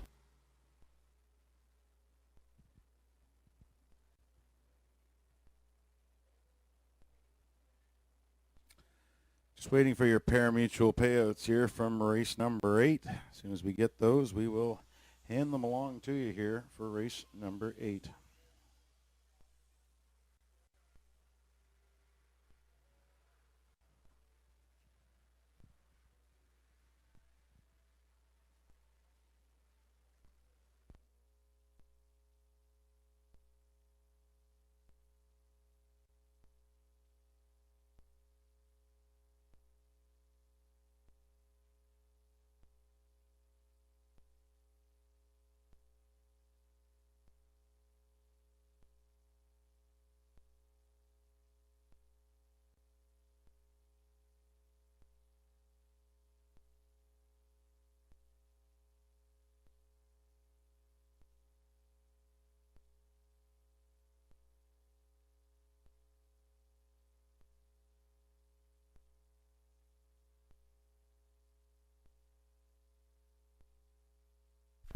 And coming up, race number 9.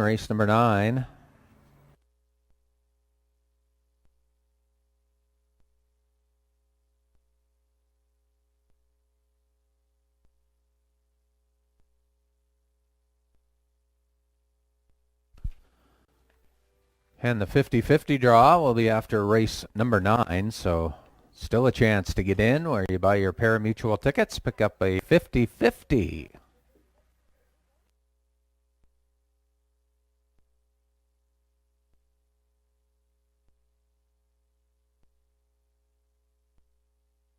From race number 8, 2 Eben the Boys return $10, 40 cents to win, and $2.80 to place. The 1 Fall Bliss, $2.60 to place. $2 exactor, 2-1 the winning combination, $26.90 on your exactor. $2 daily double, 3-2 the winning combination, $8.40 for your daily double. And your $2 triactor, 2-1-5 was the winning combination in race number 8. Your $2 try returns $72.20, $72.20 on your triactor in race number 8.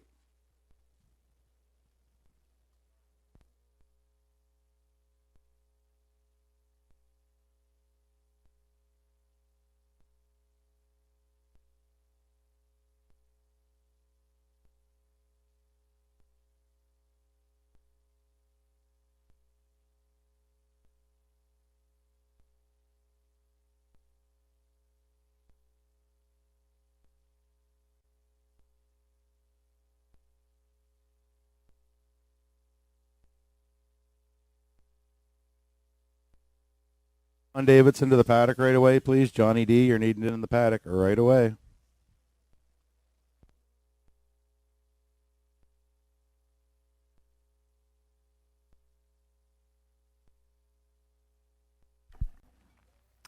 And about 10 minutes remaining for wagering race number 9, our Colt division in the Don Bremner Memorial Stake.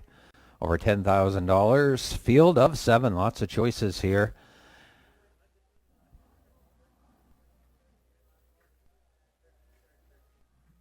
And there are no driver changes in the 9th race. No changes whatsoever in the 9th race. All kinds of betting options for you. Also your daily double for races 9 and 10 if you're a daily double player. Also exactor along with win and place. And triactor, of course, available as well. Starters will be leaving the barn area shortly here for race number 9. One of the most anticipated of the afternoon with the Glamour Boys in action. We'll see them on the racetrack shortly here for race number 9.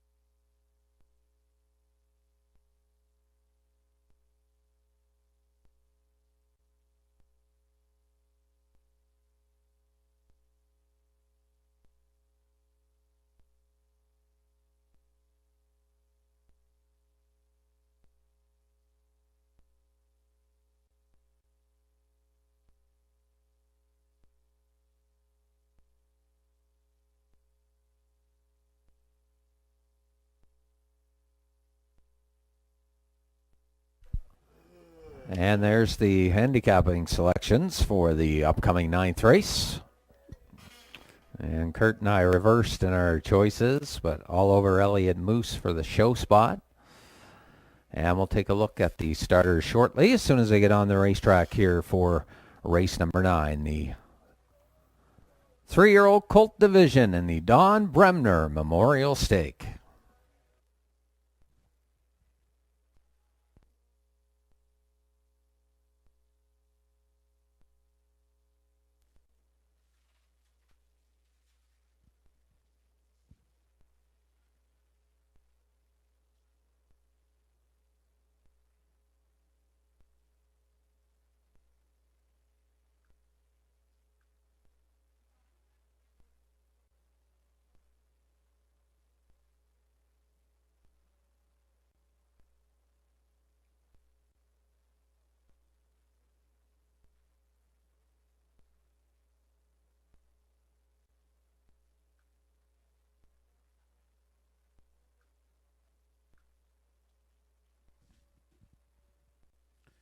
And while we're waiting for the starters of race number 9, the second division of the Don Bremner Memorial, this one for 3-year-old pacing colts, we'd also just like to mention once again, today is the Standardbred Rescue and Adoption Awareness Day here at Exhibition Park. If you haven't had a chance to, come on down and meet Untouchable One, horse of Cheryl Greer's that she bred here. He was a maritime champion, and she rescued him at the end of his racing career and brought him back here.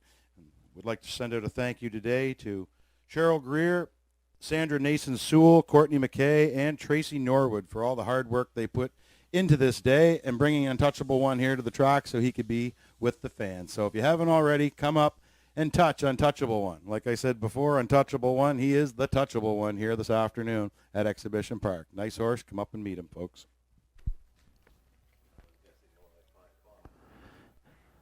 And the 3-year-old colts are on their way to the racetrack here, leaving the barn area now. Post Parade will be up next.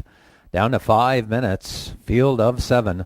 Win and place, Exactor, Triactor betting.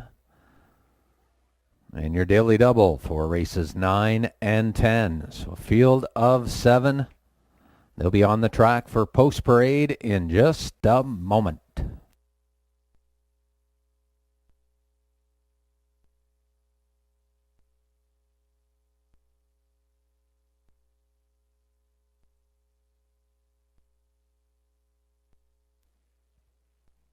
Also, if you were late joining us today, we hope you weren't, but if you missed the first couple races today, they were the New Brunswick Breeders' Champions for 2-year-old pacing colts and fillies, and I'd also like to just send out another special thank you to our sponsors in the New Brunswick Breeders this year, Mr. Stephen Downey, Mr. Dr. Downey, Ron Roy, and Andre Mueller. Thanks a lot for helping us get the New Brunswick Breeders' Stake off and running here in New Brunswick in 2021. And make sure to look for those New Brunswick bred yearlings coming up at the sales here this fall. Very limited number, very lucrative stake. And keep in mind, anyone owning horses in New Brunswick, buy a colt, get it trained here in New Brunswick, pay him up into the New Brunswick Breeders' Stake.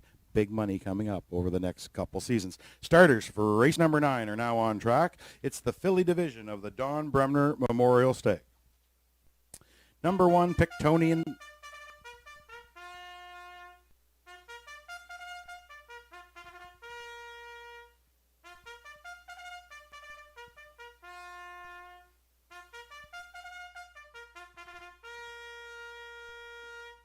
Number 1, Pictonian Thunder, owned by Alex McPhee of Clyde River, Prince Edward Island. Melissa Rene is the trainer. Adam Murner does the driving from the rail, Pictonian Thunder. 2, Elliott Moose, owned by Don McRae, Brian McRae, and Melissa McRae. They are the owners. Jason Hughes does the training and the driving. Number 2, Elliott Moose. Number 3, Dusty Lane Goliath, owned by Dan Ross of Prince Edward Island. Trainer-driver Gilles Barrio is in the sulky from post 3. Dusty Lane Goliath, our track record holder. Number 4, Woodmere Steel Deal, owned by Kevin Dory, Glenn McDonald, Frank Brundle, Robert Samara of Nova Scotia. Danny Romo does the training. Mark Campbell will do the driving from post 4, Woodmere Steel Deal. Number 5, Pictonian IM, owned by Robert Phillips and Mark Gallant. Robert Phillips does the training. John Davidson will do the driving from post 5, Pictonian IM. 6, Just Call Me Doc, owned by Gordon and David and Douglas Lee Neal. Also Keith Ford of Prince Edward Island owns. He is the trainer. Dave Dowling will do the driving from post 6, Just Call Me Doc. Rounding out the field from post 7, the free-legged pacer, Woodmere Alvin, owned by Mike Pollard of Stratford, Prince Edward Island. Mike McGuigan does the training. Corey McPherson, he'll do the driving from post 7, Woodmere Alvin. 7 pacers to contest race number 9, the Don Bremner Memorial for 3-year-old pacing colts. $10,300 is on the line here in race number 3.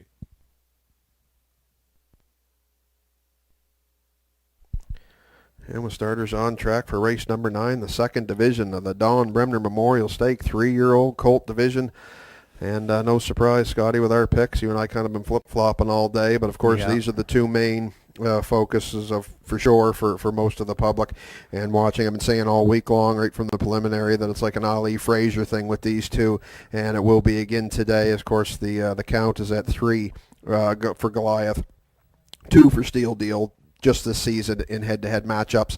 So Steel Deal will be looking to tie it up here at 3 apiece. So I'm going to look for Goliath to get the job done here this afternoon and take an even bigger lead at 4-2. But I just look at it, Scotty's got the inside draw. A lot of it is with these guys is post position, where they set up in the race. It's a big thing for them to get that little bit of advantage, either to get to the front, get that breather, catch the other one first over. So I'm going to just give the edge to Goliath, and of course, why can't I? He's our track record holder, 153 flat. He won the Barrio back on July 31st. So I'm going to go with Goliath on top here this afternoon. Yeah, certainly tough to pick between these two horses. And you look at their program, and almost $200,000 are approaching in earnings right here in the Maritimes for 2 Maritime-bred colts. And they're dandies, boys. And on the inside, as you mentioned, Kurt, he does have the advantage. Dusty Lane Goliath, you see him there on our monitors.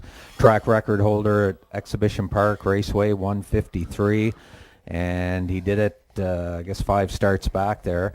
And he was second to Steel Deal in his last start, 55-3. And that half, 58-3 that day. So Steel Deal got a little bit of a break there on that last mile in that second quarter. So don't know if he'll get that today or not, but we'll see how the race shakes out. Dusty Lane Goliath from post 3. I did go to Steel Deal. Just kind of a toss-up, like you say. Kurt could have went to either one of them. One at 1-2 odds. Steel Deal right now at even odds. And, of course, he's the 152-2 so far this year. He's the fastest of the 3-year-olds in the Maritime so far this year, 52-2 over the lightning fast Truro Raceway. But it's going to be a dandy here between these two, Kurt. And then we've got Elliott Moose, who gains a kind of a post advantage today over his rivals. He usually draws the outside, but Jason Hughes has the inside post to work with. and we both gone to him for third here in race number 9, Kurt. Yes, absolutely. You definitely got to think with the Blue Knight drawn to the inside of the big two, he always makes things interesting. So he could be looking for and should be looking for good position here today. Definitely a competitive field of colts. But yes, you went. I just could have went with Steel Deal just as well. Again, to me, it just came right down to position. Scotty was where I ended up having to land on Dusty Lane Goliath. Right now, not too much separating them in the odds. Goliath at 1-2 currently, even money on a Woodmere Steel Deal. They're going to be setting sail here shortly for the 3-year-old colt division of the Don Bremner $10,300 purse. Last chance to wager. Daily double, exactor, tractor, win and place. Hurry in. Don't be left out. And if you're looking outside of the top 2 here, selections, the outside 2 entries, Just Call Me Doc and Woodmere Alvin, they show some good trips down your program as well. And Woodmere Alvin, 3 starts back, pacing mile and 54-1. And Just Call Me Doc, they both have the outside, though, post to go up against here this afternoon. But if you're looking for an outside play, possibly with some good odds, both the 6 and the 7 as they're gathering on the backstretch here in the 9th race. Starters moving into position. Gate is in position. Wings open. Wheels are rolling. Buckle up, everybody. Bremner stake time for colts. We'll send it upstairs to Brock with the race call.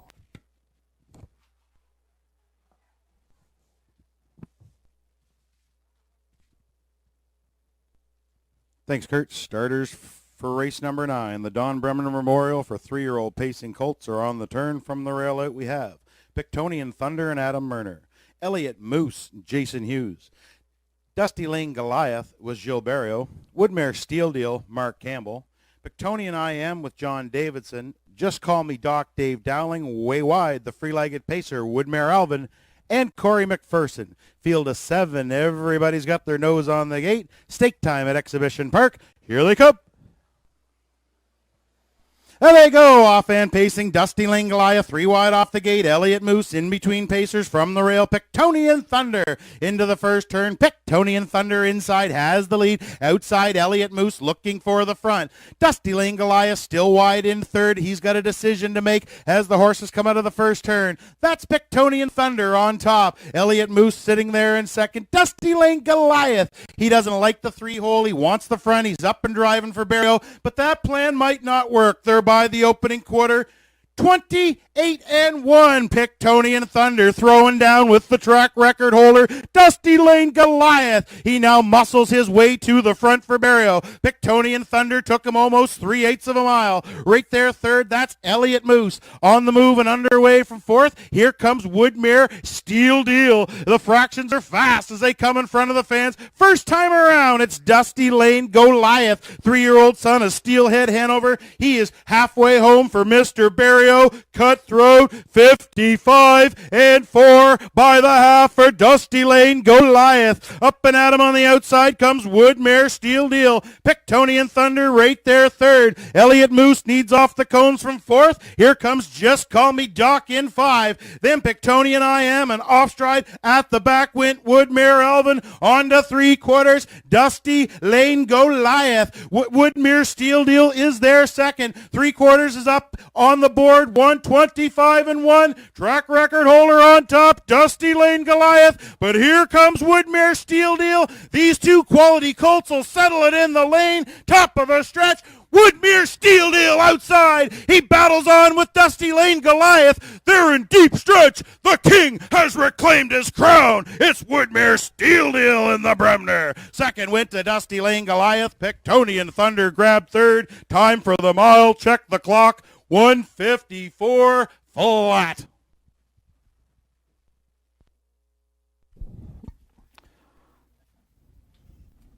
And it was a battle of the Titans as we expected here in race number 9. And what a race as Dusty Lane Goliath got burned to that opening quarter, 28-1.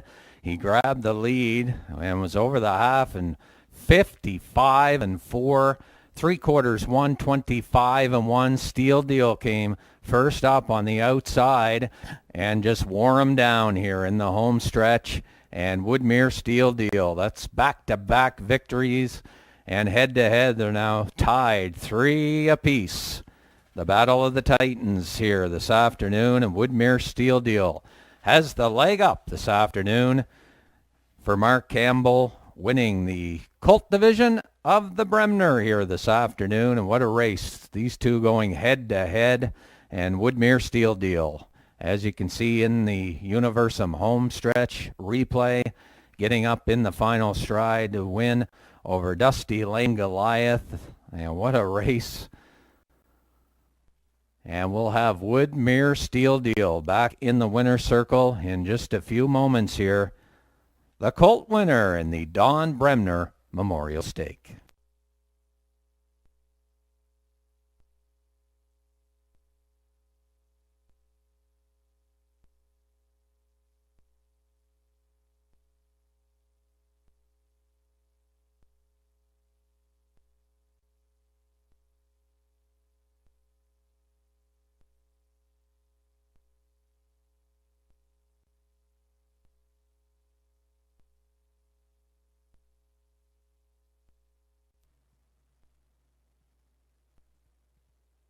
Now making his way back in front of the fans comes the winner of race number 9, the Don Bremner Memorial Stake for 3-year-old pacing colts. It's the 4-entry Woodmere Steel Deal. He's a brown gelding, 3 years old, by Steelhead Hanover from the Western Ideal mare, Very Ideal Hanover. He's owned by Kevin Dory, Glenn McDonald, Frank Brundle, and Robert Samara of Nova Scotia. He's trained by Danny Romo, driven to victory by the Island Dominator. That's Mark Campbell. 2 on the card for him for Woodmere Steel Deal. This is win number 18 from 22 starts, folks. Pushes his earnings to $113,000 plus. What a colt here in the Maritimes. Congratulations to the connections. Kevin Dory, Glenn McDonald, Frank Brundle, Robert Samara, Danny Romo, and Mark Campbell, and of course, Woodmere Steel Deal.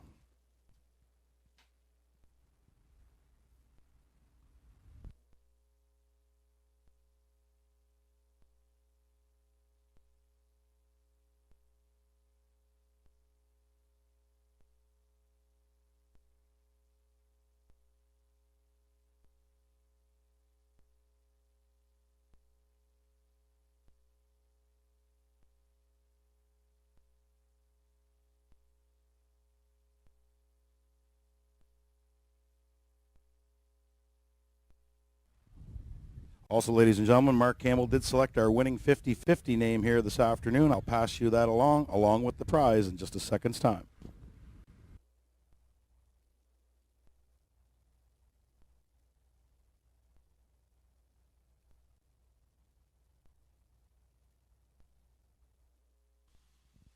Today's 50-50 winner is Mr. Phil Terrio. Phil Terrio, you're the winner of $125. Please see Curtis Johnson at the bottom of the judges stand. Phil Terrio, you're today's 50-50 winner. Your prize, $125.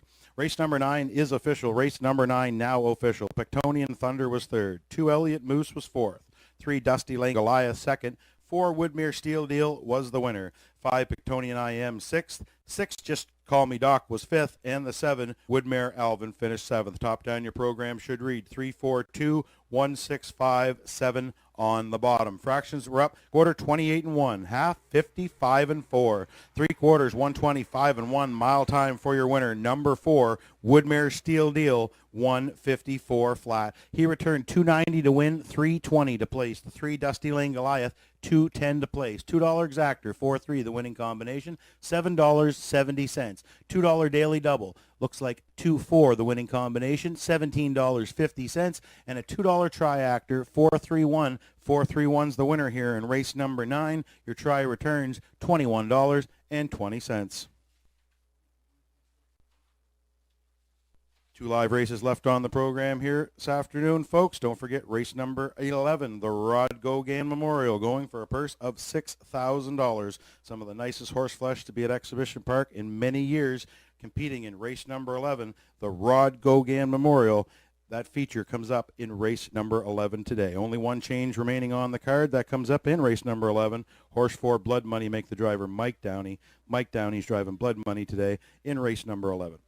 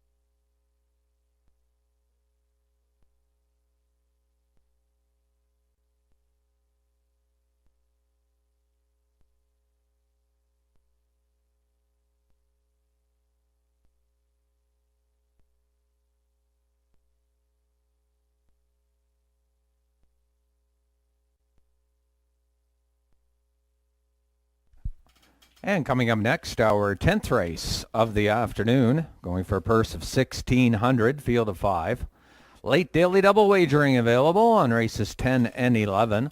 Also, win and place, exactor, and triactor wagering coming up on race number 10, a field of 5. And post time set up in about 10 minutes.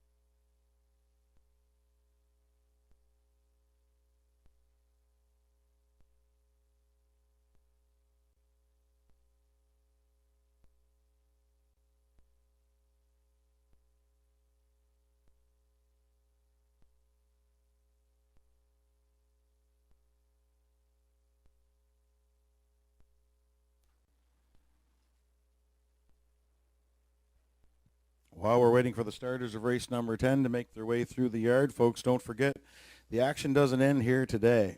Big card tonight over in Charlottetown, Prince Edward Island as well, but also a monster card tonight at Woodbine Mohawk Park. If you haven't grabbed yourself a program, please do. Check it out.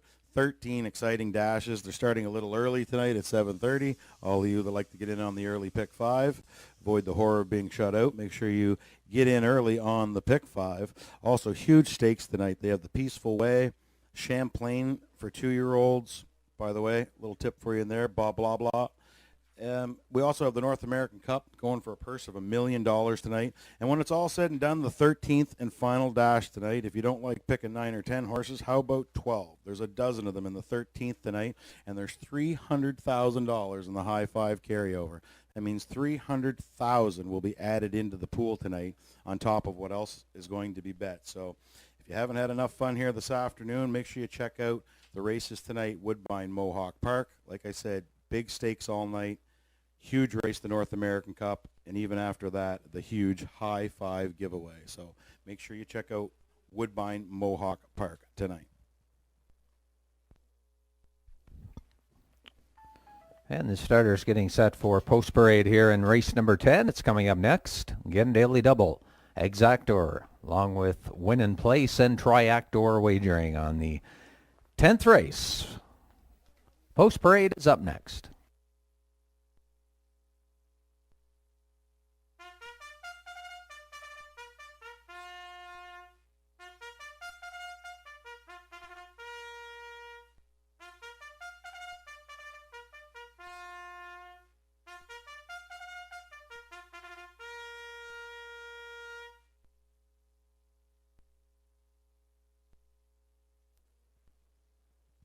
The horses and drivers for race number 10 are now on to the racetrack for the post parade. Race 10 goes for a purse of $1,600.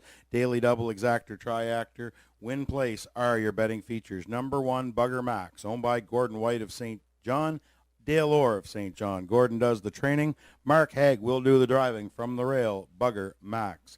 Number 2, Little Manny, owned by Dean McLaughlin, Brad McLaughlin, Mark Taylor, and Stephen Treitz of New Brunswick. Charlie Miles does the training. Stephen Treitz will do the driving from post 2, Little Manny. Number 3, Creepin', owned by James Quinn, Carl Peterson, and Brittany Watts of Prince Edward Island. Dave Dowling does the training and the driving from post 3, Creepin'.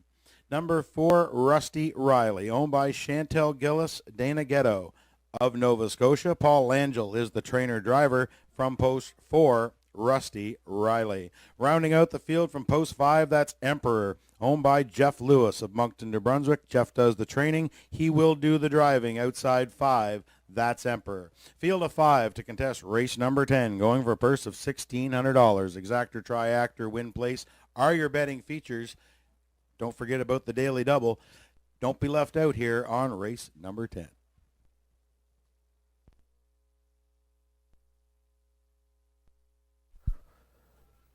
And with starters on track for our 10th race of the afternoon, field of 5 to contest this event. And Scotty, we've been flip-flopping. We finally we agree on one here. Yeah, pretty much. Yeah, we both got little Manny on top here this afternoon.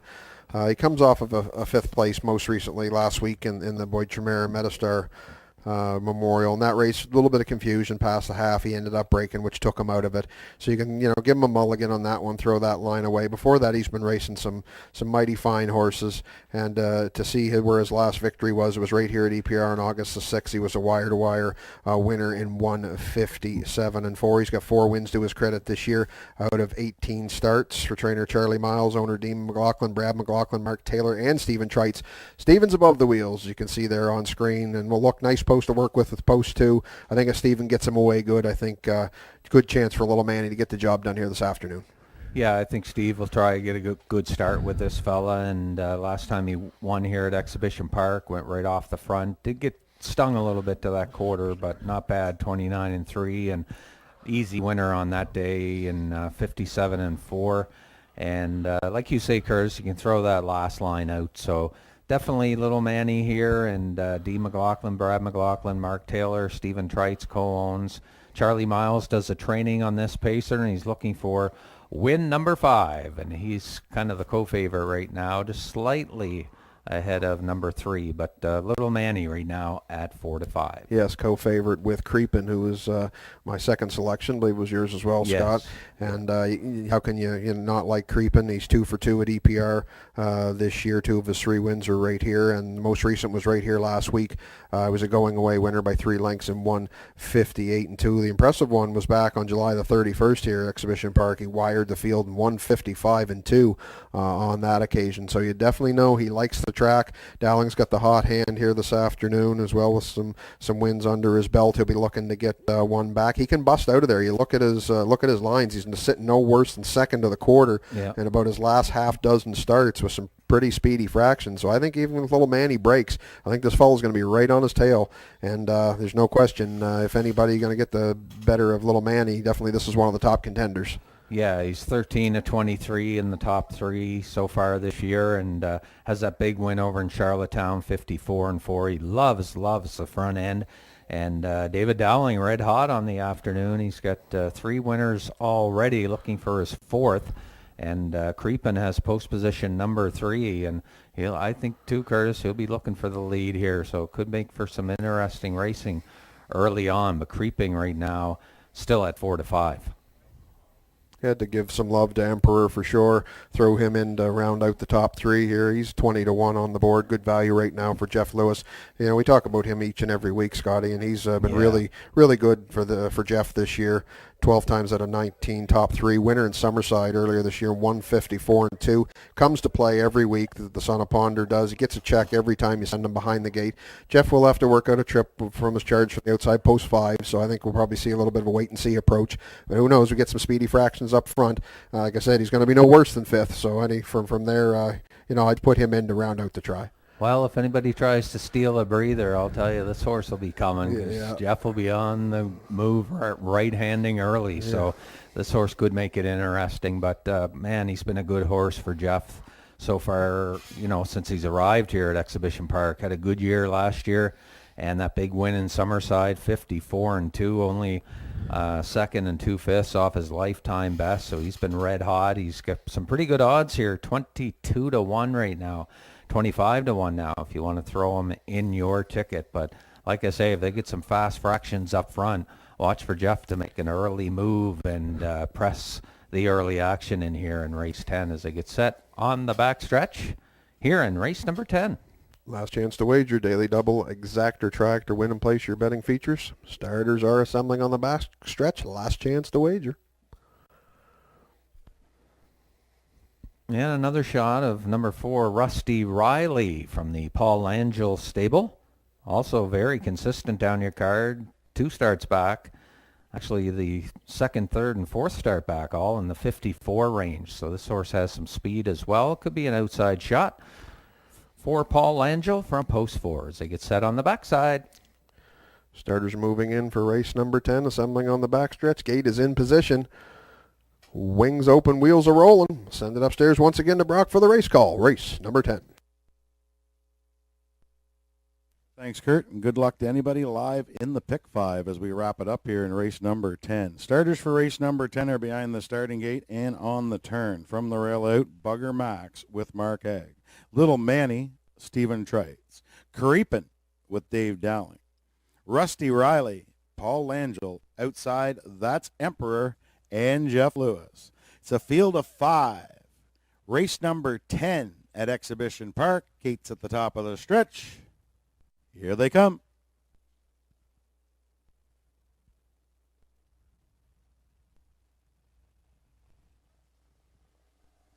There they go, off and pacing. The battle rages on. Little Manny inside, outside, creeping into the first turn. Little Manny inside, creeping outside. These two hook up early. Right there, third. Bugger Max looks at it all. Rusty Riley sees things from fourth, and Emperor's at the back onto the opening quarter. Creeping and Dowling reach up. They take command of the racetrack. Little Manny grab leather, but not long. He's back out. He wants the front for Stephen Trites. Little Manny with a rush and a brush. He's now the leader by the opening quarter. Creeping, give him the give and go. He'll now sit in second. The opening quarter's in the books. 28-4. Little Manny in command. Creeping right there on his back. Bugger Max studies things from third. Rusty Riley stays in fourth. On the move from the back. Here comes Emperor on the first over march as they come in front of the fans. First time around. Little Manny under tight lines to Stephen Trites. He's halfway home. Creepin's the closest to him in second. They were over the half. 57-3, 28-4, second panel. It's still Little Manny in command. Creepin's right there on the leader's back. Inside third, Bugger Max. Up and at her on the outside fourth. Emperor's there, but no further. And Rusty Riley still at the back as they head to three quarters. Little Manny. Trites shakes the lines and he opens up a length. Creepin's trying to stay with them second. Bugger Max is third. Three quarters on the board. 128-1. 30-3 breather in the third. Little Manny. He's trying to seal the deal on the turn. Creepin, though, is creeping in second. These two will settle it in the lane. Little Manny shows the way home. Creepin's out to try him. Little Manny digs in. Creepin's coming. Little Manny, he's digging for the line, and he's got it. It's Little Manny to the wire. Creepin got the deuce. Rusty Riley found a way out for third. Time for the mile. Little Manny scores 157 flat.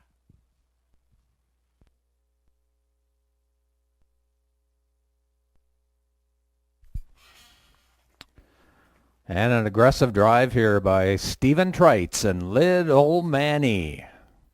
Creepin took him on early and got the early lead. But Little Manny pulled on him, got control of the race, 28-4, 57-3 at the half, 128-1, and Little Manny 157.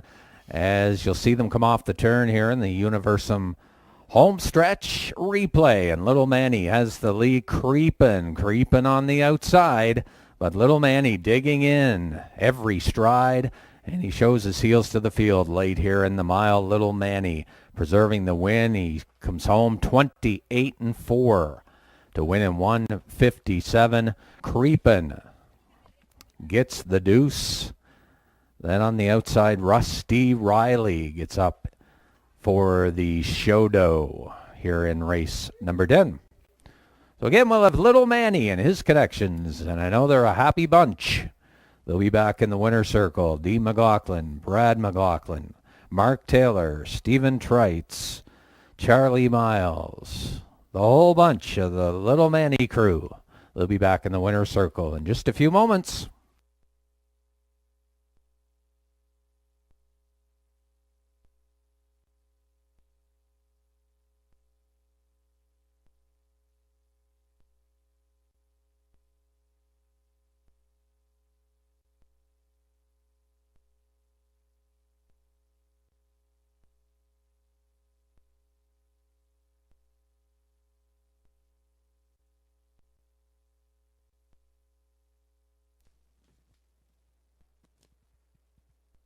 Now making his way back in front of the fans comes the winner of race number 10. It's the two-entry Little Manny. He's a 4-year-old gelded son of Articulator from the blissful Hall mare, The Good Wife.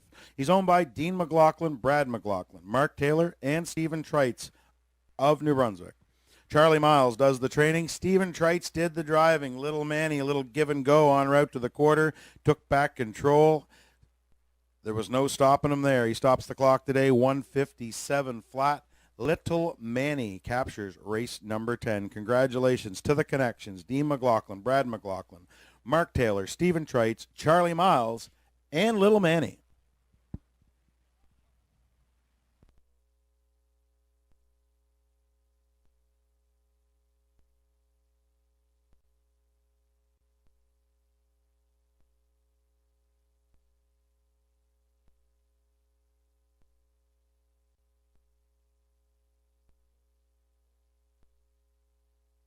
And is going official. Race 10 headed official. The 1, Bugger Max, was 4th. 2, Little Manny, your race winner. 3, Creepin' was 2nd. 4, Rusty Riley 3rd. And the 5, Emperor, was 5th. Top down your program should read 4-1-2-3-5 on the bottom. Fractions for race number 10. Quarter was up 28-4. Half 57-3. 3/4 128-1. Mile time for your winner, number 2, Little Manny, 157 flat. He returned $6.30 to win and $3.80 to place. The 3, Creepin', $13.60 to place. A $2 exactor, 2-3 the winning combination, $12.60. $2 daily double, 4-2 the winning combination, $14.40. $2 triactor, 2-3-4 the winning combination. The triactor returns here around $14. Still looking for the Pick 5 pay. Pick 5 does pay out here, folks. The Pick 5 returning $1 payout is a little over $100. I believe it's $102 or $103 on your Pick 5 here in race number 10. Just waiting for that screen to come back up.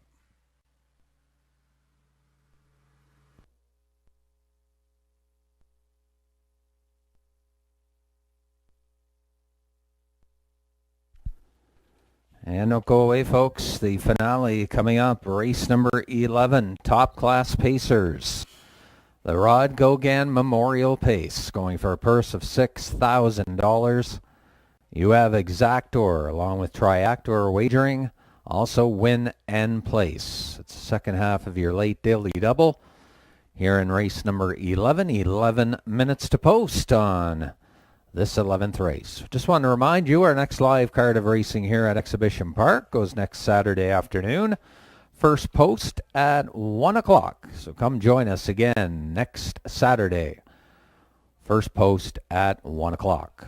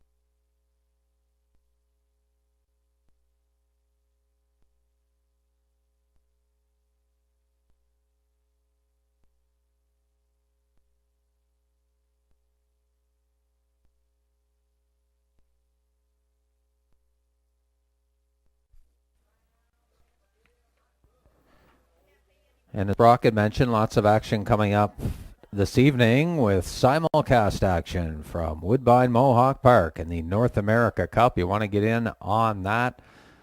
And also Red Shores with some more maritime racing action coming at you tonight. Wagering available here in St. John at the Sulky Room Lounge. Also at the 1755 Club in Dieppe. And winners in Fredericton.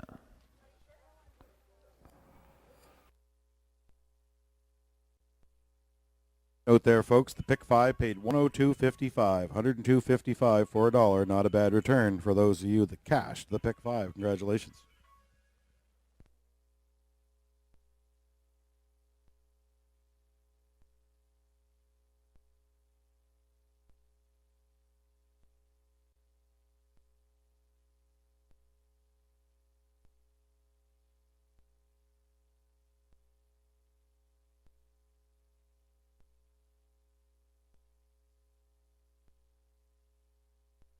Remind you as well, a driver change in race number 11.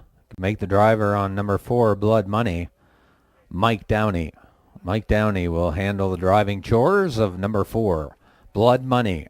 In the upcoming 11th race, the Rod Gauguin Memorial Pace. And again, offering up Triactor, Exactor wagering along with win and place.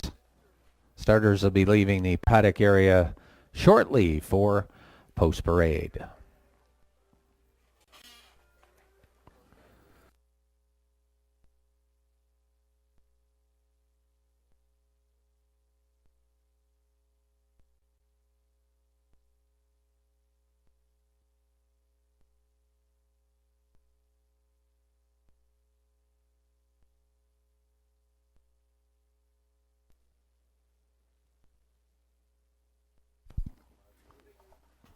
Also note, folks, if you were in the handicapping contest, remember after today, 5 will be eliminated. We'll be down to 7 starting next week in the handicapping contest. You might have noticed I gave my first pick in the first race. I have not given another pick all day. That's because he comes up here in race number 11. And I've unloaded the bankroll on the 3, Time to Dance. 2020 on the 3 here, Time to Dance in the Rod Gauguin Memorial. That's my pick for the handicapping contest today. Good luck to all of those who you're in it. We'll find out after the races who shapes out into the top 7. And there you look at our handicapper selections, and pretty safe bet, I think, there, Brock, with number 3, Time to Dance in the Rod Gauguin Memorial coming up next. And Kurt and I have both gone to Time to Dance. Also, Gerard Smith, the race secretary, going with the 3-1-5 combination. And I've gone to a 3-2-4. And Kurt likes a 3-5-2. So I think she's pretty wide open after, it looks like, with Time to Dance from post position number 3. Heavy favor right now at 1-9. Again, the starter is just leaving the barn area now. It's the Rod Gauguin Memorial coming up next.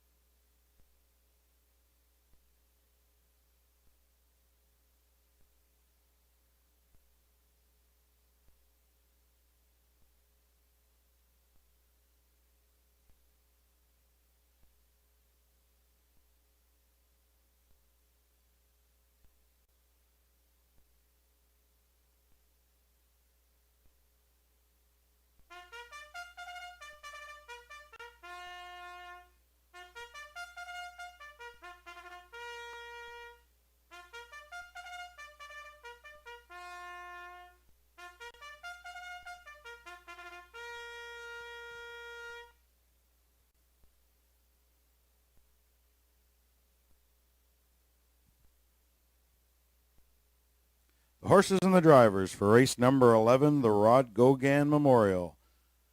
The feature on today's card, now the starters are on the racetrack for the post parade. Number 1, Moonrider, owned by Debbie Element of Village Green, Prince Edward Island. Colin Johnson does the training. Dave Dowling is in the sulky from the rail, Moonrider.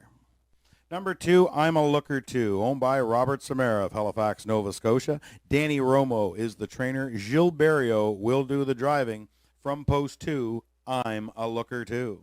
Number 3, Time to Dance, owned by Brent Campbell, Matthew McDonald. Mark Campbell does the training and the driving from post 3, Time to Dance. Number 4, Blood Money, owned by Dr. Mitch Downey of St. John, New Brunswick. Ellen Stevenson does the training. Mike Downey will do the driving. That's a program change on number 4, Blood Money. And rounding out the field from post 5, that's Woodmere Ideal Art, Owned by the Ultimate Stable of Greater Lakeburn, New Brunswick, Sifa Melanson does the training. Jason Hughes is in the sulky from Post 5, Woodmere Ideal Art. These are the 5 pacers to contest race number 11, the Rod Gauguin Memorial, going for a purse of $6,000. Cooler presentation to the winner here in race number 11. It's your last chance to bet on the live races here this afternoon. Good luck in the Rod Gauguin Memorial. And with starters on track for the 11th race, the Rod Gauguin Memorial.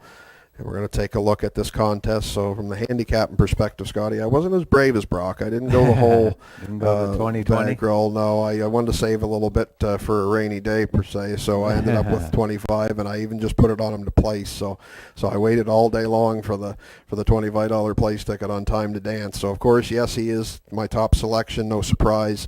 He will be the top selection of most here at 1-9. King of the Maritime Racing Scene comes here today with 7 wins this year out of 11 starts, 2 seconds to his credit.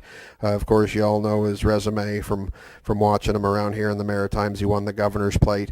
He won a Gold Cup and Saucer Trial. Drew outside, unfortunately, in the final, so wasn't able to get in that, but bounced right back over a sloppy track on September the 4th in Charlottetown to win in 55-1. He's here today, post 3. I don't know if he'll have a shot at that track record or not. If the snap on the track is, to get to that 53 mark or 52 in a piece. But I think he's definitely the horse to beat without a doubt. Yeah, exactly. And, what can you say about this horse? He's done it all here in the Maritimes. And I was mentioning to you off camera, they picked this horse up for relatively a good cheap price from Ontario, and they had hoped to get a nice overnight horse, and here he is, Time to Dance, and what a resume he comes in with, 7 wins from 11 starts, and the only real blemish on his card was, the Gold Cup and Saucer, where he was out of the money, finished 7th, and other than that, I mean, the horse has been relatively perfect here in the Maritimes. He set the Truro track record earlier this season, and just a nice horse, 51-3 over Truro, and he's going to take on the track record here this afternoon, Time to Dance and Mark Campbell, and I think if he gets the front, Curtis, and Mark lets him pace along, he's got an outside shot, I think, to get it here, but he'll need some snappy fractions to do it, but definitely the top choice, and easily a 1-9. I think to help with that snappy fractions could be the outside of the gate with Woodmere Ideal Art. We all know this horse as well. He's a rocket ship out of the gate, and I'd said last week that I think he can go toe to toe with most in the Maritimes off the gate on any given day. And last week in the Boyd Tremere Metastar Memorial Race, he did exactly that, right down the road to a win, 157-4 by open lengths for Dave Dowling. Of course, Dave's driving Moonrider on the inside. The Blue Knight, Jason Hughes, gets the call here this afternoon, and I think we know his game. He loves to bust, and I think we'll see him do that today. So that could be the speedy fractions you're looking for, Scotty. Yeah, definitely. If he wants to press the issue, I mean, this is the horse to do it. He's got post 5, but we'll have to overcome that, and we'll see if he presses the issue here with Jason Hughes from post 5. I went to number 2. I'm a Looker 2 for the deuce here in race number 11. And he's got a solid resume too, Kurt. Couple starts in a row there, 53 and change over in Charlottetown. Certainly a speedy track over there, one of the fastest in Canada as far as half-mile tracks. But Mark Campbell drove him to victory a couple starts there. But Danny Romo trains this pacer, and nice horse. He's got Jill Barrio in the driver's seat here this afternoon. He's at 5-2, and I think he'll get a pretty good trip here. Might get the 2-hole trip, but Moonrider might have something to say about that as well, and he's 70-1 now. But I went with I'm a Looker 2, currently at 5-2 right now, Kurt, on the odds board. Last chance to wager here on the 11th race, the Rod Gauguin Memorial. Exactor Tractor, win and place your betting feature. Starters are going to be reporting in shortly. Hurry in, don't be left out.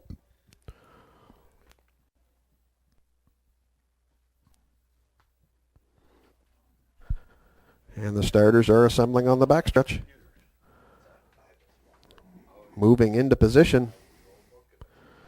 It's the Rod Gauguin Memorial, baby.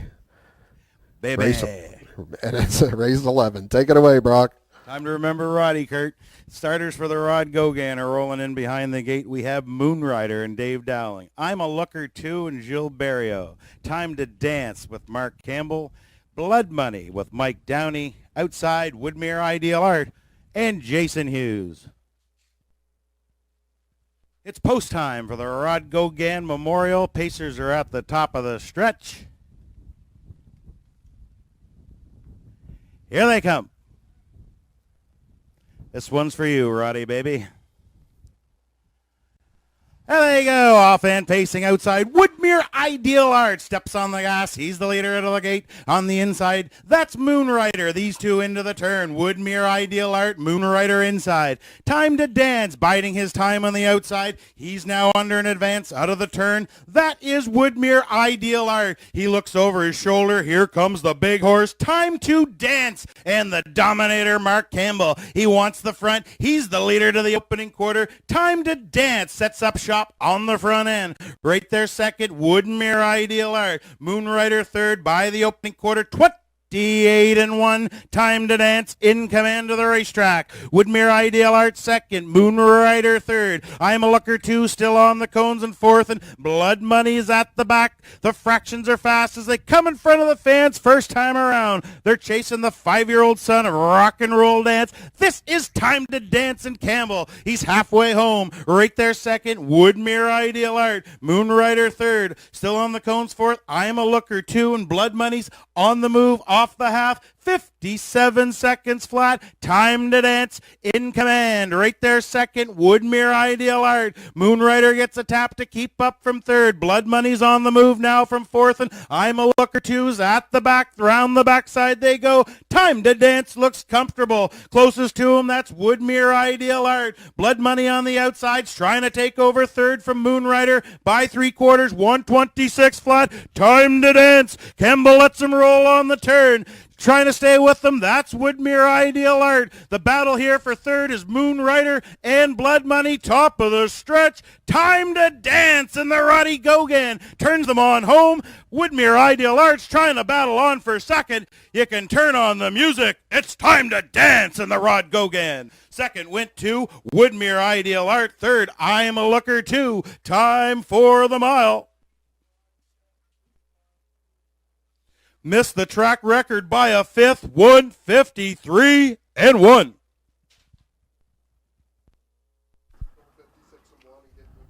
And we were joking off camera here that he'd have to come home 26-4 to beat the track record. But wow, 27-1 that final quarter.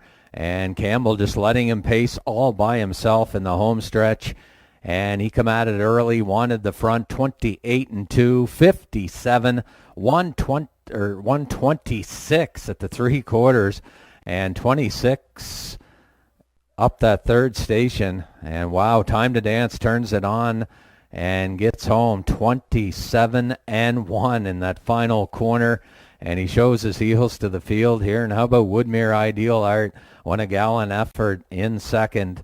And I'm a Looker too, coming late for third. But again, wow, what a trip. Time to Dance. We've seen it time and time again with this horse this season. And over 32,000 in the bank. And he just keeps rolling along. Time to Dance. And a great show put on here this afternoon. 153-1. Time to Dance. Congratulations, Brent Campbell, Matthew McDonald, and trainer-driver Mark Campbell. Thanks for bringing them here, guys. It was a great show here today. And what a nice horse. Time to Dance. He'll be back in the winner's circle for the Rod Gogan Memorial. And he captures it today, 153-1.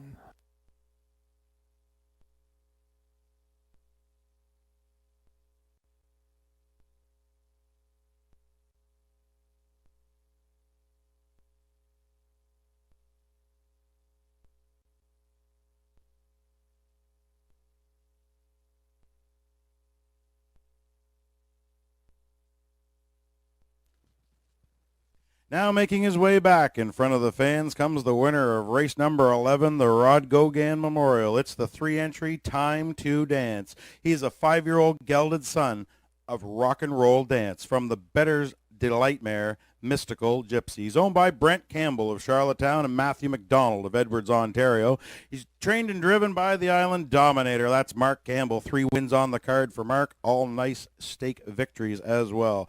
For Time to Dance, this is win number 8 from 12 starts this year. He's a 27-time winner on his career. He's last year's Gold Cup and Saucer winner. He's this year's Governor's Plate winner at Summerside, and he's got many other trophies on the shelf. He can add the Rod Gauguin Memorial here at Exhibition Park.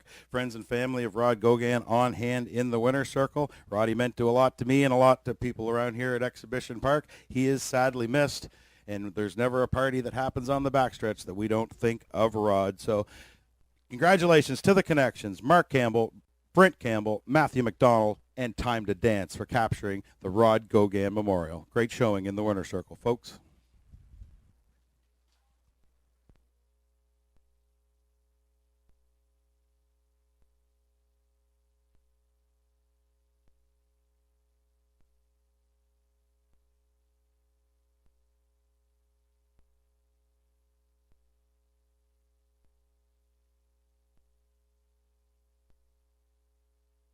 Number 11 is official. The 1, Mood Rider, 4th. 2, I'm a Looker, 2 was 3rd. 3, Time to Dance, your race winner. 4, Blood Money, finished 5th. And 5, Woodmere Ideal Art was 2nd. Top down your program should read 4-3-1, 5-2 on the bottom. Fractions were up, quarter 28-1.